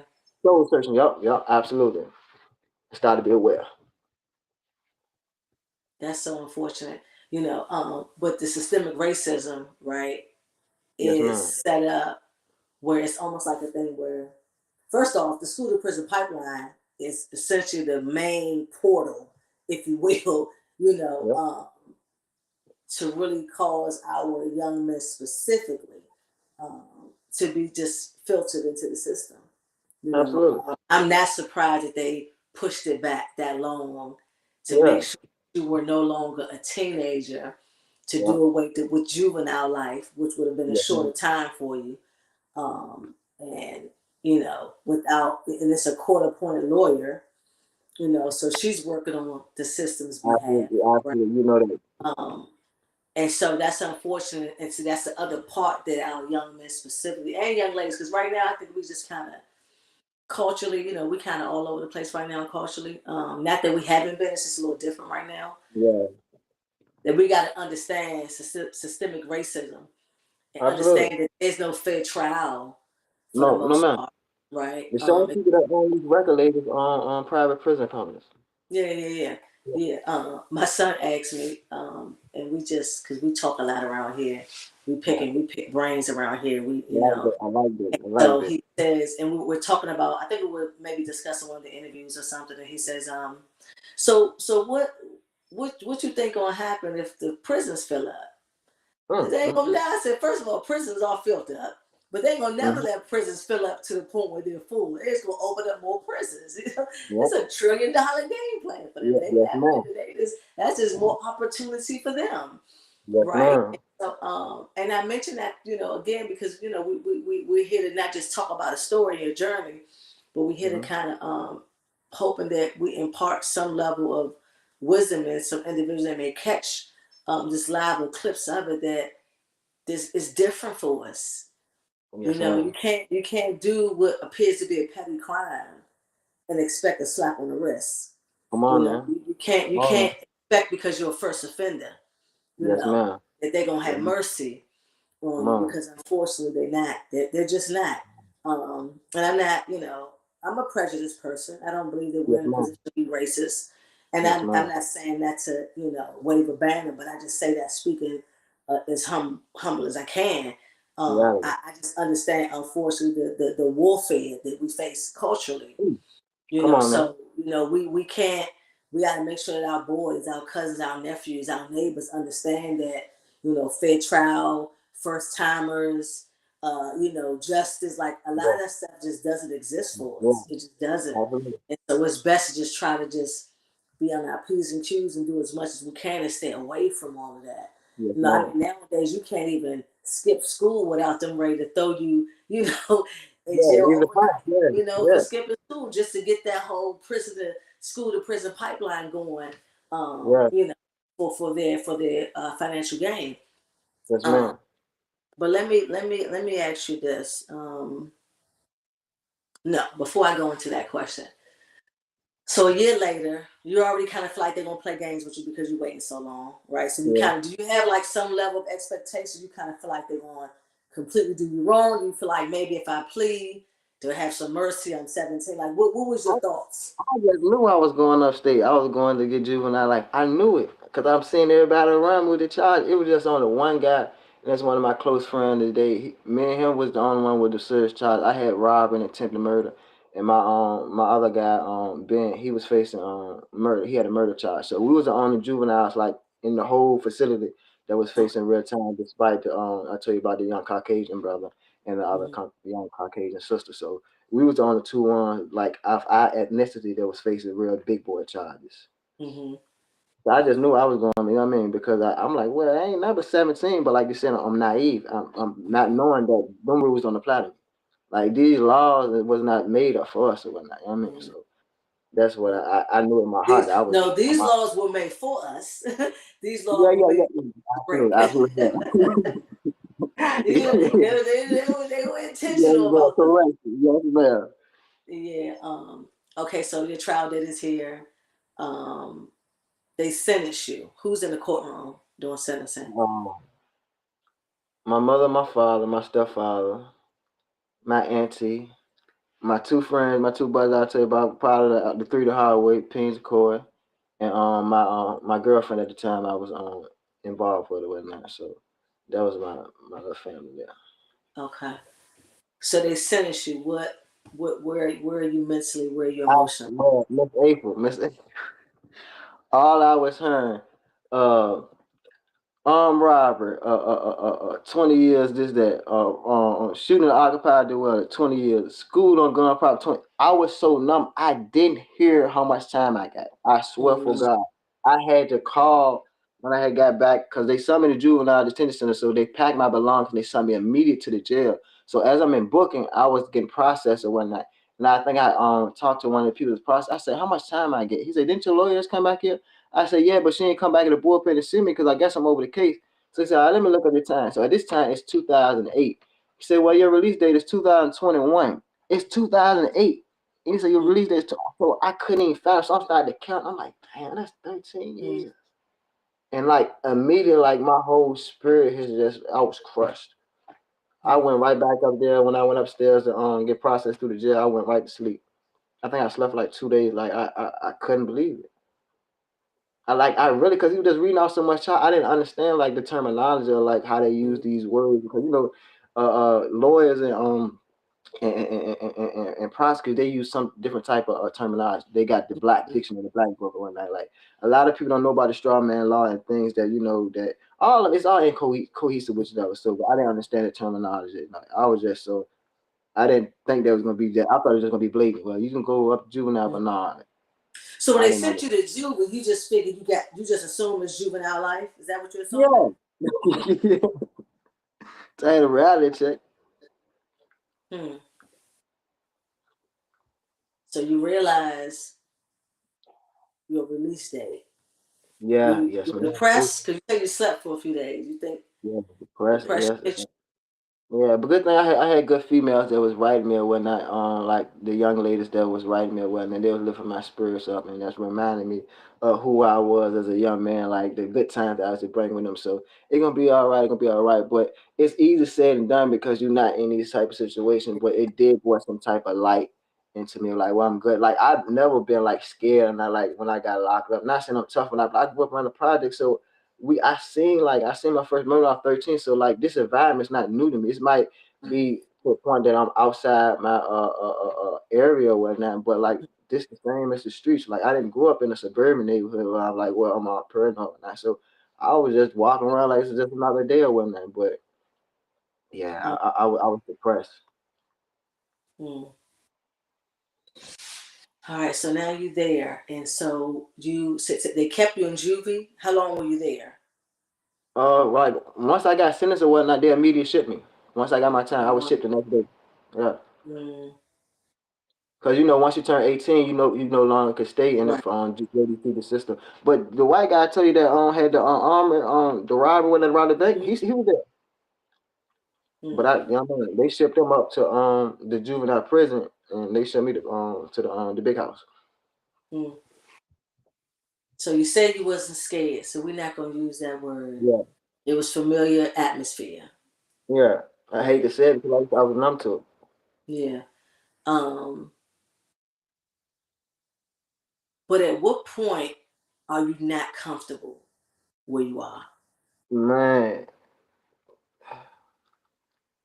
being told to go in your cell at a certain time, being told when to stand, and like as a human, just being a man, just a young man, being an alpha man, for another man to tell you to strip and to do this, do that, and you understand, like, come on, like things like that. Now I'm under y'all, not I wouldn't say control, but I'm under y'all rules and regulations and whatnot. And if I don't follow it, I can get sent to the hole and things like that. So that was very uncomfortable for me. The phone situation is very uncomfortable for me. Like, guys in prison, all they want to do is just call and talk to their girlfriend trying to Mhm. be controlled. You can't control, you know what I mean, what's out in the free world. So things like that got to me. Guys changing the TV, they watching soap operas or whatnot. I want to watch sports. So things like that, the little small things that I know that all I can do just go read a book or something to stimulate my mind. So things like that, it got to me. So did those things that we mentioned get to you? Did it put you in the mindset of like I don't care, or did it kind of put you in a space where let me just stay out the way, do this time, and Yes, get ma'am. out? Yeah, I never got to a point that I didn't care. Like, for Mm, some reason, like all the older guys always embraced me. Like, at this time, like 18, so the guys just like Ford, who been down 20, 30 years, they took me out of their mm, wing. They encouraged me, look, go to GED. Like, even when I was down in jail, like they just tell me go get my GED for that. So things like that, I would just embrace and like to this day, I look at them to my mentors. A lot of these guys made parole, and to this day, we keep in contact. So I was just fortunate to have a good group of black men that who mm. wanted to change and who was trying to get out and make a change, and they seen themselves in me, so they took me up under their wing. Like I never was affiliated in any gangs. I never was tempted to even think about being something that started in LA. And Right. I'm from from the South. I know they look at us as outsiders for one. So Right. I don't want First to of say all. it was all or whatnot, but that never was appeasing to me. Mm-hmm. Well, that's good, and I kind of hear that a lot, which is good. Where you kind of had those clusters of individuals that were there, but they were full of wisdom, right? They Yes, was ma'am. full Yes, of culture. ma'am. They wanted to make Wisdom. sure Yes, that, and they wanted yes, to make ma'am. sure they did their part, right, to Yes, ma'am. keep. And from stories I've heard, even interviews that I've done, individuals, I think it's kind of and I'm not slighting it, but I'm just trying to find the right choice of what I want to use. I think it's almost like a bit of regret, right? Like I couldn't really save while I was out there. I'm gonna make sure I Yep. try to save while I'm in here, type of Get it thing, right right? in I probably wasn't a here. great example while I was out there, but I'll be that example while I'm in here. Absolutely, absolutely. Like I all the love guys that. that know me and all that. Yeah. So I did, and that's one reason I always stood out because like even when they count time, I'm in my cell. Like I always like I follow the rules or whatnot because I knew like it's ways to do things or whatnot. If you understand what I'm saying, and I knew that I'm always gonna stand out, and I know that if I always needed a good grace, like Purval, you do so I know like Purval he into that. I know he's one of those guys who he's upstanding young man. So that kept me out of a lot of things too when I could have got in trouble or whatnot. But just being different. Right. Okay. So I got some questions for you. Okay. Yes, ma'am. I want to ask you, who do you think you missed becoming while Hmm. you were doing those 13 years? As in myself, where I miss becoming, if I think Mhm. if I was I think I would have been good. I always had want to go to the Navy for some reason. I told Mhm. my father that, and that was in my juvenile transcripts, because I like discipline because I took martial arts when I was 11. No, from like I'm sorry, from 9 to age 11 or whatnot. So I got up to a black belt or whatnot, and from there, my martial arts instructors all said, "Martial arts my secret. I bear no weapons. I am humble." So at that time, I used to be a young pretty boy or whatnot. So I used to get picked on a lot. I was around more with my neighborhood bully, Petrick. You know what I mean? Everybody be scared of him when that. But he told me like, man, you ain't gonna be soft living around. I never understood that, but by me having the complexion and looking how I look, so that actually got me tough or whatnot. Just being a young man, so like martial arts that took me on, it's gonna show me what discipline was. But I always had wanted to join the Navy. I think I would have did something if I would So you never think quit. that's probably something that you missed while you were in Yeah, there is possibly, going that, joining that the type of stuff. Yes, man. I Navy. even know that what I know now that like shout out to all those brave soldiers of our ethnicity. Because I understand the North and the South war as well. The Civil War, and whatnot. That we had a lot of our people had died in the wars too, though. But I understand that, like, even if I do go over there and fight for this country, I still got to come back and deal with this type of things that's going on in my community and the government system. That's how they Mhm. manipulate things. So, as a young age, before I knew what I knew, I think I would have went to the Navy. Okay. Um, when do you recall you forgave yourself? Excuse me, I'm sorry. When do you recall, as you're incarcerated, do you recall the moment when you realized you had to forgive yourself? Because remember, you knew better. You Yeah. came, you had the morals and principles, you had the love, you had the family. You knew you shouldn't have been doing what you was doing. You knew you Mhm. shouldn't have went to do what you did when you did it. So Yes, ma'am.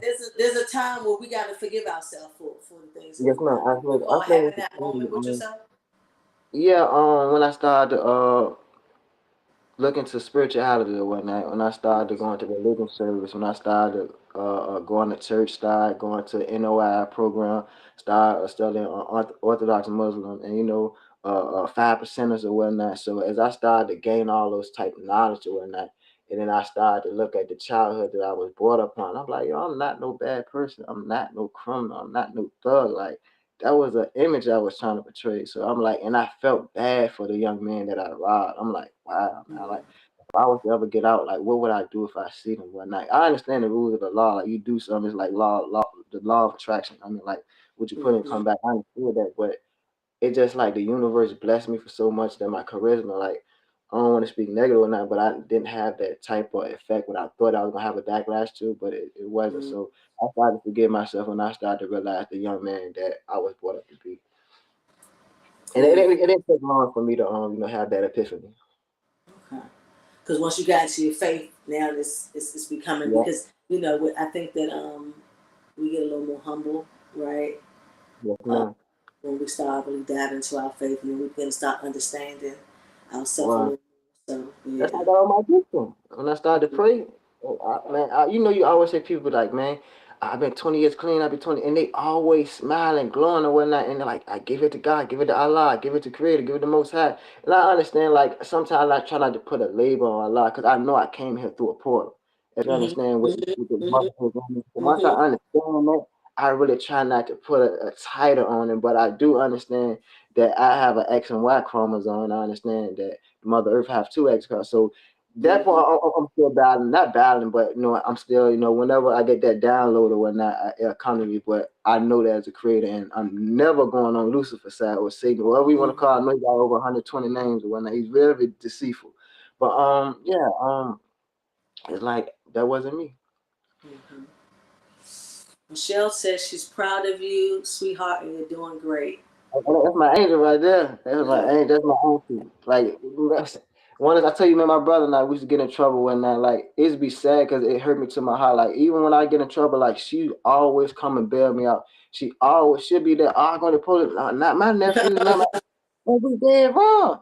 But the reason she know that because she like we can do things like behind our parents' back. Cause sometimes they give you advice, they go through one and the other. They know Mhm. who they are and whatnot. So of course they're gonna go and vouch. Same for you, with your Right. beautiful kids. You know what you instilled in them. So you can't tell me otherwise, especially if they would group other people. You understand me? No, not them. So yeah, that's my God and angel right there. I love it. This is something that I do. Yes, Yeah, I think ma'am. we said a live or two, so I'm gonna get into it. You finish the sentence. Absolutely. Um, the one thing I wish adults had protected me from was, Uh drugs.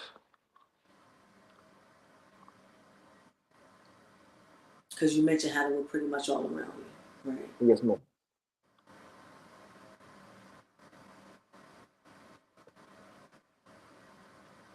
When I found that I wouldn't get out until I was an adult, I felt like, Uh, giving up.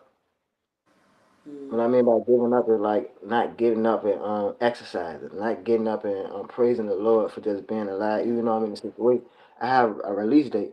They first put me in the cell. My first seller, he had a life sentence. So I'm like, man, I can't talk to you about no females. I can't talk about going home. Like, what type of conversation I can have to engage with you? So as I started studying, started to read, and started being spiritual, like I can have a conversation with everybody, but I know certain things is off limit because I don't want to bring another brother's spirits down. Like that's one thing that you never do in prison. Never tell somebody we going home and never brag about going home like that because things like that can get you hurt. mm. I mean, it sounds pretty basic, but Yeah, it's yeah. I never thought about that, right? Yes, You would think ma'am. people would Absolutely. be excited about their release date, or they're gonna get married when they get all of those Right. things. You talking to a lifer. Yes, ma'am. Yes, ma'am. Hmm, that's interesting. Okay, let's see. While my friends were growing up, I was. I was basically not educating myself. So as I was calling home, like that's one thing I never did my whole. I never called home, and like it would be 10 people they'll call like they call home like I never because like Ti said this one in one of his songs. So you only do 2 days in the joints. The day you get locked up and the day you go home. So like even though I know the world's passing me by and whatnot, like I always like I wasn't content in my environment, but I know that my day is coming. So all I can do is just add the earnings at this time and whatnot. So I never was like on the phone chasing females. It's been times I used to tell females like, look, I only want to be bothered right now. It was like because I had so many females at that time. Not Mm, saying that I was passing over or I was a Romeo mhm, or whatnot, but they know that in my heart that I actually was a good person. And I'm fortunate mhm, to have, that type of relationship with my ex girlfriend. mhm. The things prison took from me were.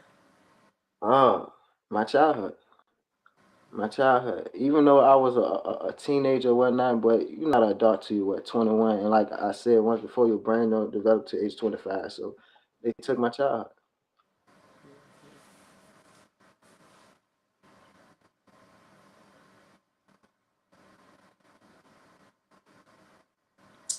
So let me ask you this. So what were one of the lowest moments while you were in prison? Oh, when I first found out that my dad was diagnosed with COPD, like the family didn't want to tell me one night because he was going back and forth to the hospital, and like they didn't want to tell me because he was coming. Seeming like it was a point of time like he wasn't coming or whatnot, and he had to go to the nursing home and whatnot. So it was getting serious or whatnot. Then one day my brother he had called me one night and he was like, Dad's sick or whatnot. But they wasn't telling me what the problem was. But I know he used to smoke a lot, so that was one of my time. But my dad he told me like I'm a stay strong until you come home. And he actually did.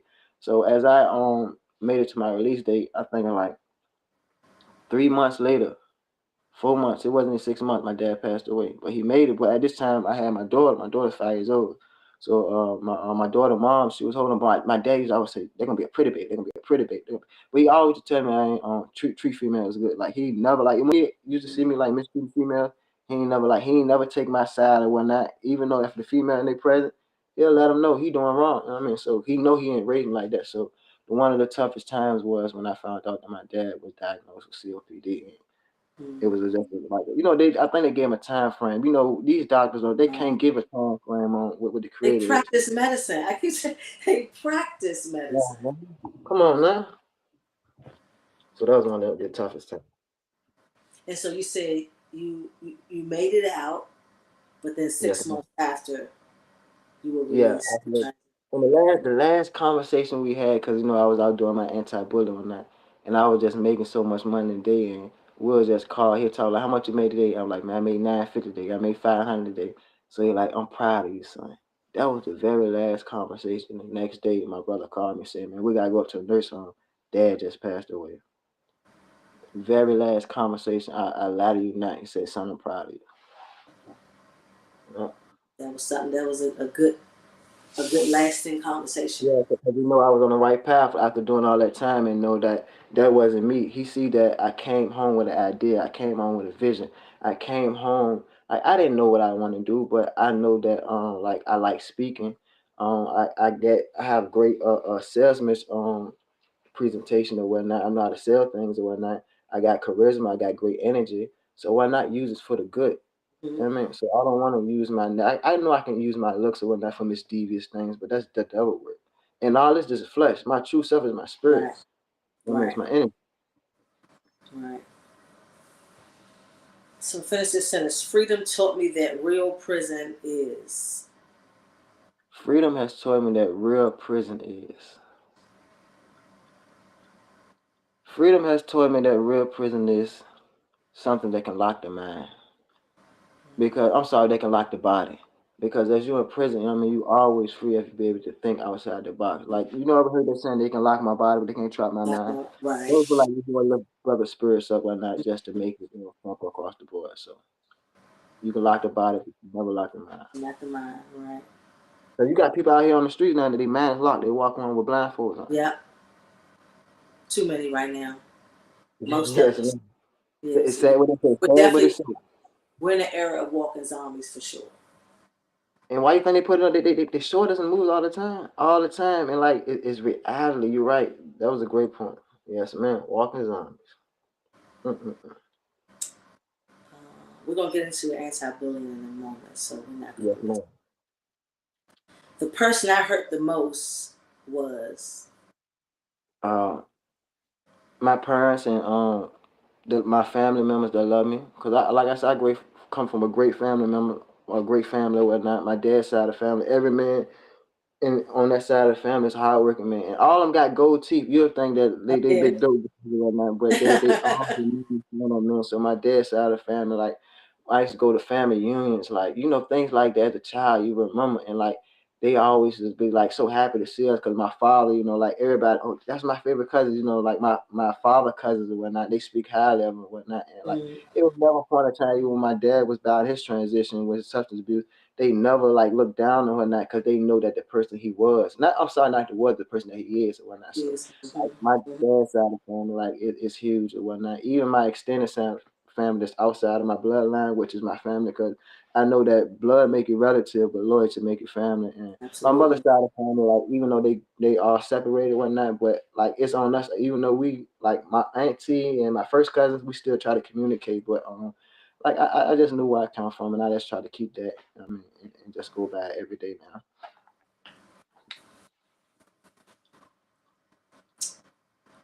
Your message to your 16-year-old self would be. Oh man, it's okay to be yourself. It's okay to be yourself. I totally felt that. Ooh, I don't know why I Yeah. got Yes, man. teary. That I felt that. Yes, man. What word defines your life now? Excuse me. What word defines your life now? Honesty, Mm, authentic, authenticity. Well, being authentic being and authentic. honest. Hmm. Yeah. So let's touch on the bullying. What is it about? You did kind of hint on the fact that you were, I guess, semi-bullied, being a pretty Yeah, boy. yeah, Figure yeah, out absolutely. what's the correlation? What did this bullying, this Oh. compassion for bullying, where did that come from? Where did it stem from? And like bully is like we all know that this subject bullies like to harm someone. Like Mm-hmm. even if you like, when in school, people getting cracked on and joke. Like I never really like to like laughing when I see the bullying. I was like, I always for Mm-hmm. some reason I always been in the back. Like I never found it funny or whatnot. Cause I know how I feel not to have the latest fashion or whatnot. But what we did have, we ought to make it look good. I'm from the I take soap and toothbrush to clean my shoes. I know to Right. take my clothes off when I get home, put my play clothes on. So I never liked that because I know how I grew up. So that was one of the things that really touched me. It was this story that came on ABC Channel News when I used to watch the news at night during lockdown in prison, and I seen this story of these two young girls. There was 8 and two of them was 9, like 8 and 9. But they took this other little girl in the woods because they said it's about this character named Slender Man. They was telling her it's like it's a big mansion, like in the woods. But it's been worldwide. Like a lot of kids have been influenced like with the Slender Man thing. So they had lured her into the woods or whatnot. Then they ended up stabbing her. And then I would just send a lot of stories about young kids committing suicide. One girl committed suicide at 11, getting bullied in school. So it touched my heart. I'm like, at that age, I couldn't even fathom about hurting myself. So it touched my heart and it basically let me know that, like I do have a heart. I am a good person. I'm not evil. You know what I mean? So that was one of the things I want to get out and speak to that. I know that with my image or whatnot, I look cool. I'm still young. I'm 35 now. I can tell if I'm 25 whatnot, but I'm young as in spirit. Like I don't count ages or whatnot. Once Mm-hmm. said like the great musician Prince said that you only have one birthday, and that's the birthday that you come into this realm. So with that, I'm like, yo, I'm gonna use my throat chakra and go speak out to that because I don't like that. Ain't not cool about bullying. I mean, people bully the weak. Not saying you use a weak individual because you can bully, but what they say, sticks and stone may break my bones, but words will never hurt. I beg to different. Words do hurt because somebody can say That's a lie. Mm-hmm.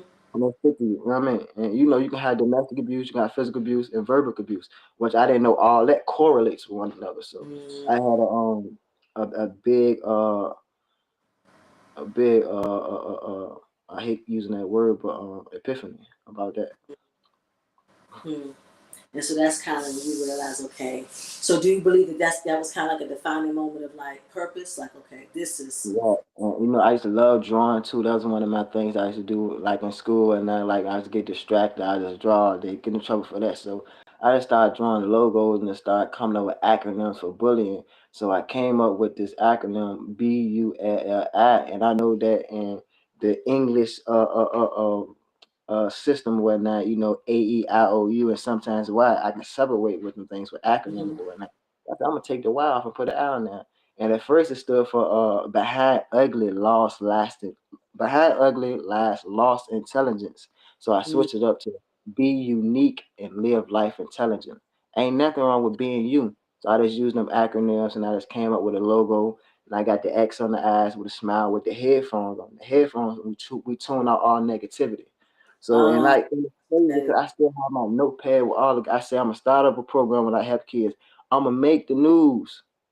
And Lord, I made the news in 9 months. So affirmation. So I believe in that. That's why I be telling people now, like, it's okay that you think I'm in last place, but I know who I am. Now that I'm fully aware and I'm not using drugs anymore, I'm going to the top.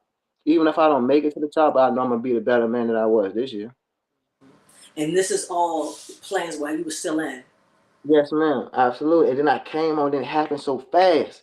It happens, and I was selling out so fast. The people that were making my merchandise, they're like, "Yo, we got to have 2 weeks to make." I Mm, was doing it so fast, and they're like, because I know it was some refreshing. It was mm, something with someone on my background like wasn't doing, because people think that's cool. They think it's taboo to speak up to those things like right. that. But no, I'm from the hood. I'm from the street. I know this ain't right. So y'all keep doing that way. I'm gonna help our youth. I'm gonna help our babies. You know what I mean? Right. So and that's what I'm gonna do, and that's what I'm gonna continue to do. What you think? I mean, you may or may not have asked for this. What do you think? Like, is the driving force behind the bully? Like, what you think? Uh, Why do you over, think overall, individual or bully? just my personal opinion Oh, well, and both. I would like to know both. what drives me to do it? No, no, no. What drives a bully to bully? What do you think Oh, is? What do you think causes one to bully? What do you think that is? okay. I know, bro. Willie gonna get on me this right now because we went over this on like, because we all have, the lower self. We have a higher self and our lower self. When you vibrating low, that's when you have Satan. You know what I mean, because once you get emotional, spirits can get into your mind. They can really manipulate you. Because we all know Satan. He what they say he took over and had 1/3 of the angels cast down or whatnot. So I know it's a spiritual warfare. You Mm-hmm. understand me? Because we wasn't like if you think about our race of people, we didn't let so much stuff slide. I wouldn't say slide, we've been through so much, but we still have a pure heart. So that's that I know for a reason that we's God's children. But what makes a person bully is something that I want to say something within. It's something that they wasn't loved properly. I may assume because you still got people that was loved in the right way, still do evil things, but I just say the lack of love, if I can sum it up with that. Because hurt people, Absolutely, yes, ma'am. and I hate to throw out the I cliche, never understood that. I right? It's never so understood overabused right now, but the that's just the name. reality. Yeah, It's yeah, like, yeah. I mean, I And even that's see the that thing, now yeah. in the adult bully culture, if you will, because Yeah, absolutely. there are mature Yeah. bullies out here. You know what I'm Yeah, saying? Like, you can especially get with bullied at social work, media. you can get bullied economically. We was bullied into slavery. Yeah, Think about it. We was bullied into very slavery. much so. People Mhm. still, I still have adults tell me, they got bullied, in school or whatnot. They get bullied in the workplace or whatnot, bosses or whatnot. People scared to stand up to their bosses or whatnot because they coming in with this attitude, this authority figure or whatnot. So, Mhm. this is something that, as long as humans will be on this on this planet or be on this realm or whatnot, it. I hate to say it, but Satan and Lucifer, he always gonna be somewhere because we trapped in this what I want to say, this firmament, if you understand. That's why you think they always shooting rockets up there, they trying to break the glass and whatnot. But I would say yeah, simulation. yeah, the Matrix. Yeah, so I hate to say it, you know what I mean? So I'm just gonna try to put out as much love as I can because I know that he's still around. I may not see him with these eyes, but I know that it takes what 400 milliseconds or whatnot to process an image, but I know spirits around. I know he's around. That's why I try not to put too much out there because I don't want Right, him to talk about. If something come too fast, I know that's his work. God, he'll give you a no or whatnot, but through over time, you know what I mean, I know I'm gonna get it. right. So you mentioned how when you got out, you ended up getting into a situation. I don't want to Mm. dive into that Yeah, situation, yeah. but I do want to know, how did you find yourself in that situation? Like, just And the mentally, police, where were you mentally that after doing what, almost 13, right? 12 and yeah. something? Mm-hmm. Um, what were you mentally and emotionally Mm-hmm. that had you back in the situation after all that time you gave the system? Oh, you talking about in the good part or just lead me back down here into the depression or Well, whatnot? you mentioned earlier that when you got out, you ended Yeah, I up had a getting hiccup. into trouble.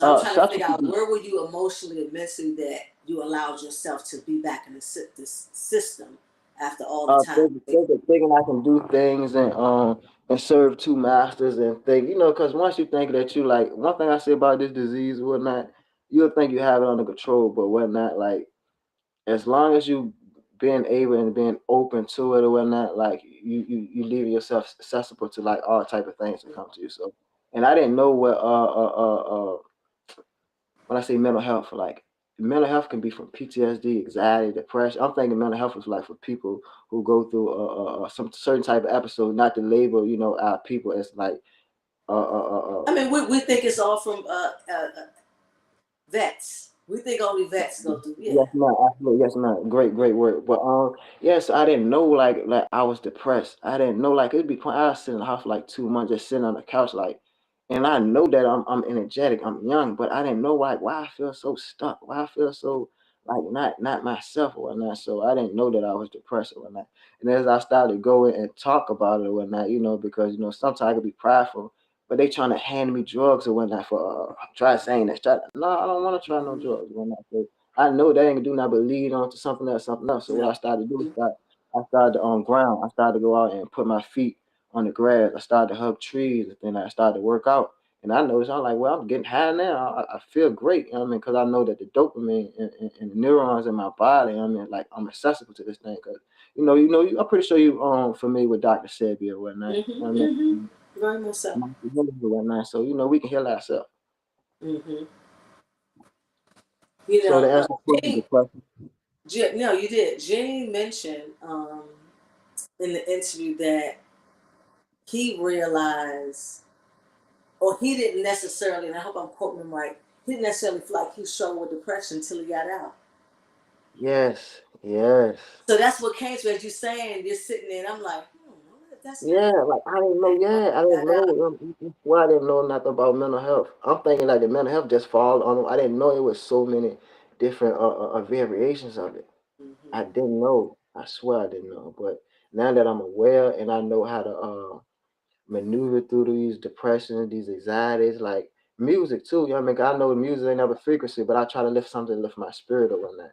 I may listen to Billie Holiday. I might listen to Shaka Khan. I might listen to something that I know that soothes my soul. You know what I mean, and put me in great spirit. Like I try not to vibrate on them type of on the type of frequencies that's like drill me. I don't like that type. I like Nas, my favorite rapper, AZ, Raekwon. I mean Rakim. You know what I mean, I like things like that I can get knowledge from. You know what I mean, so. Mm-hmm. That's what I try to do if I do want to listen to some type of music. Okay, you kind of answered my other question because I was going to ask, what have you instituted in your life to keep you from going back to Yeah, that space yes, you man. were, A, and Yeah, B, to keep you sober? Like, what are you yeah, doing? 'Cause, you know what I'm saying? Because we got to yeah, have a regimen, yeah. if you will. Like working out, like, and I don't want to keep sounding like redundant or whatnot, but only be the but it actually work like when you like start to pray. I don't care who you pray to or whatnot, but once you start to sit and even if you just find something within yourself that you know that you will pull out some type of stuff and just get up and do some push-ups or whatnot, and like, it's actually working for me. Like, and I know I'm done. Because if I continue to do it, it's gonna be a loss after loss after, and it lead up to either death or whatnot. So I Mm-hmm. never want to go on that path again. Like I've never been as happy as I am now. As I can look in the mirror and see the young man that I see that started to transition. I gained 15 pounds. My face getting fat. And all I do is just work out every day, and I feel like I like right now this energy I'm getting from I feel high, like a spiritual high. And I know that the drugs were just something to distract us. I mean, something to uh, uh, uh, take something in our body that destroys us. So now that I Well, understand, this is which I said, also what we're looking for. We're looking for this. We're looking for that. We just don't know it. No one says it. No one. That's not language used in the community. You know what I'm saying? Like it's depression and toxic and dysfunction. Like those are the words you constantly hear, but no one's telling us that. No, you're looking for self growth. You're looking for an internal high. You're looking for. You know what I'm saying? You're you looking for a understand. different frequency. You That's try to vibrate in a different caliber. You want to be in a certain spiritual it. realm. Like those are the language. That's what we're looking for. But because the Yes, language isn't ma'am. used, we don't understand it. Therefore, we don't know what to look for. We don't even know what to seek for. You know Yes, what I'm saying? ma'am. Because we're ignorant to all of that, Yes, ma'am. unfortunately. And so we only know what we hear. and what we see. Absolutely. You know, Yes, ma'am. so that's why sometimes we gotta get outside about our environments. But that's a whole nother. Yes, ma'am. That's a whole nother interview. That's a whole nother Yes, interview. ma'am. When you summed it up, that was it. That was right on the head. Yes, So talk ma'am. about so when did you start the clothing line? I started the clothing line in 2019. Like once I got out, 2 months I got out, Okay. I'm lucky I came home with a little bank of over $5,000. I went and researched a trademark lawyer. I found Miss not Sarah Harmon, but Miss Caroline Fox or whatnot. I Okay. already had my image to trademark what I wanted to do. And I also had wanted to start an LLC, which is a C Corp or whatnot. So I Okay. did that, got that packaged up and whatnot, and that way I know can nobody steal my ideas. Like I paid $900 for the trademark and I think $600 to get the LLC. But the LLC I have, I know I can get one for $100, I get one free online. But it's some type of C course that I have that, I can have people that come in and invest or whatnot or whatnot. Mm-hmm. But I got looked up to the USPTO. So when I went in, I had some type of knowledge of what I wanted or not. So she was actually probably like not shocked or whatnot from a young man that probably know what I want and I know what type of terminology to use. So she know that I Mm-hmm. came somewhat educated on what I want. So I think that was a nice little 1,500, 1,600 I invested in it. And the rest of it got some clothes and I think I spent like what $1,500 to get some inventory. And I sold out like in like a week. But I had like almost like what, like 100 hoodies. I just started off with hoodies or whatnot with the and it came so fast. And I was like, man, I knew this was gonna work. I knew it was gonna work because it's different with depression. Ain't nobody speaking up for these kids about bullying when especially if it come from my background. Yeah, so Exactly. I knew it was gonna work. Yes, ma'am. That's why you were aligned just based on how it manifested the way it Yeah, did. and then how I grew up with a good heart anyway. I'm not no tough guy, I'm no evil Right. person. So I knew that it was gonna work out. So absolutely. That's what's up. So tell us, you got anything coming up before we get off? Yeah, Any I'm what actually we're doing? yeah, I should be going back and speaking to the juvenile detention center soon. Right now I'm on probation, so I should get off in February if I continue to do what I gotta do. I got like 5 more months, if that, on it. I'm working on relaunching my Project Bullet clothing line. I haven't done it in 3 years due to my substance abuse, and I was driving for Amazon as well. So I kept a job and whatnot, but because I told you I didn't want to have one foot in, one foot out. The reason I stopped because I know that I wasn't doing the right thing, and I had got a Mhm. job, so I basically put that aside. So it's been 3 years, so working on relaunching that, and I'm also working on going. If I continue to live like the way I'm living now, I want to go back and speak at AA meetings or whatnot, and just help my people. You know what I mean, and tell them that it's okay to come to a point that you feel like that you want to do the right thing. So that's what I'm working on right now. You ever consider going to schools? Yeah, I actually enrolled in HVAC. I want to go. Because I know I can take advantage of not take advantage of what they got to offer right now for me, Right, and I know right. that my family pay tax. On this type Okay, of stuff in my education. So, and right, it was crazy that you said that. I just enrolled for to get my CDLs as well. So I go Monday to start training. okay, okay. Well, much success and all of that.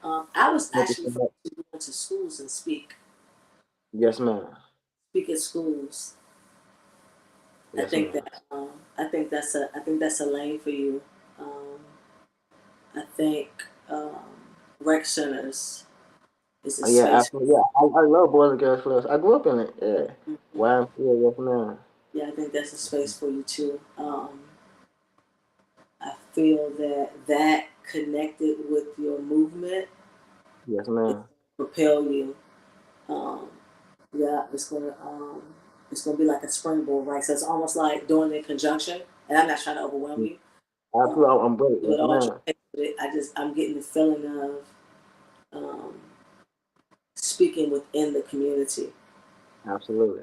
And they don't necessarily have to be the community you come from. It can just be within a community Absolutely. Yes, ma'am. come from. I believe that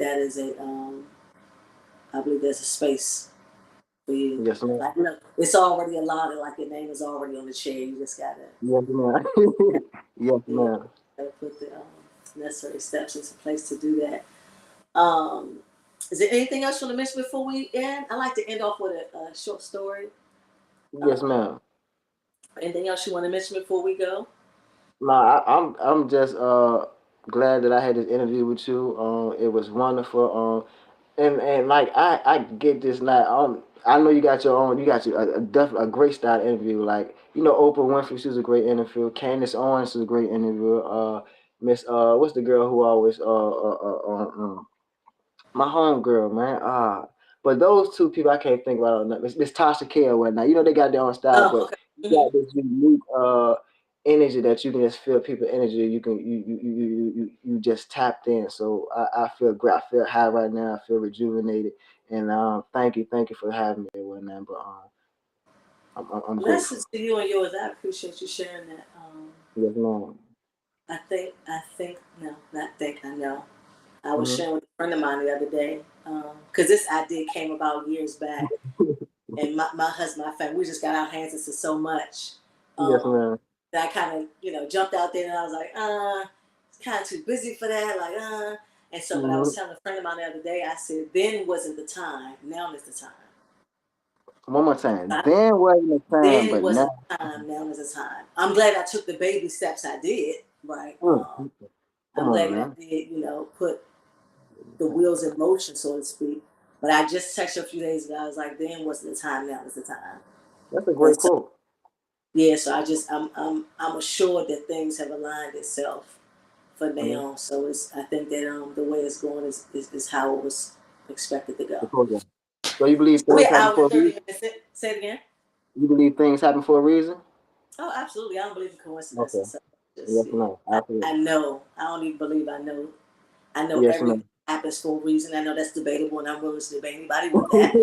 Um, Yes, you can take it. You can follow the letter to the T if you want, right? yes, But I do ma'am. believe that things Yes, happen ma'am. the way, and I also believe that we cross paths with people intentionally for a season um, that was already set in stone. So, in other words, when we cross paths with people, we think that, oh, Come on now. no, that Bring it was on. already, yeah, that was, Yes, ma'am. Yes, ma'am. that I'm was with you. way, that was years ahead. Yes, ma'am. For, Yes, ma'am. so it wasn't just, and I ain't taking that from you, Jane. I appreciate you, brother, but it wasn't just simply a referral. Yes, yes, ma'am. That's April, right? And I I'm with believe that you. Yes, and I ma'am. said it's a movement. It's definitely a movement, and I'm grateful for it. And I'll just try to stay as in tune as I possibly can. Yes, I'm gonna ma'am. end with this story, okay? Yes, ma'am. 13 years, one purpose. He was just a kid when the streets pulled him in, and the prison snatched him. Life tried to break him, but it didn't bury him. He got clean. He found his voice, and he turned his pain into purpose. Yes, ma'am. Today, he stands for kids who feel invisible, teaching them how to say no to drugs and how to stand up to bullies. What was meant to destroy him is now the message that he uses to save others. Bully, Yes, 13 ma'am. years, one purpose. God bless you. Thank you guys for joining us. If anyone looking for any real estate properties, bless you, brother. Bless you. God got you. You just stay the course. Yes, Stay ma'am. the course. Stay the course. Um, yeah, I feel you. And I don't mean that as a Yes, slight. ma'am. I Yes, let you ma'am. and Yeah, um, I and appreciate just it. and just know the enemy's lurking. Absolutely. The enemy's lurking. So just stay on guard. Yes, ma'am. Stay vigilant. Stay vigilant. Absolutely. That's the word. Stay vigilant. Yes, ma'am. I ain't wanna rush your moment. Yes, ma'am. Yes, ma'am. Yes, ma'am. Yes, ma'am. God bless you.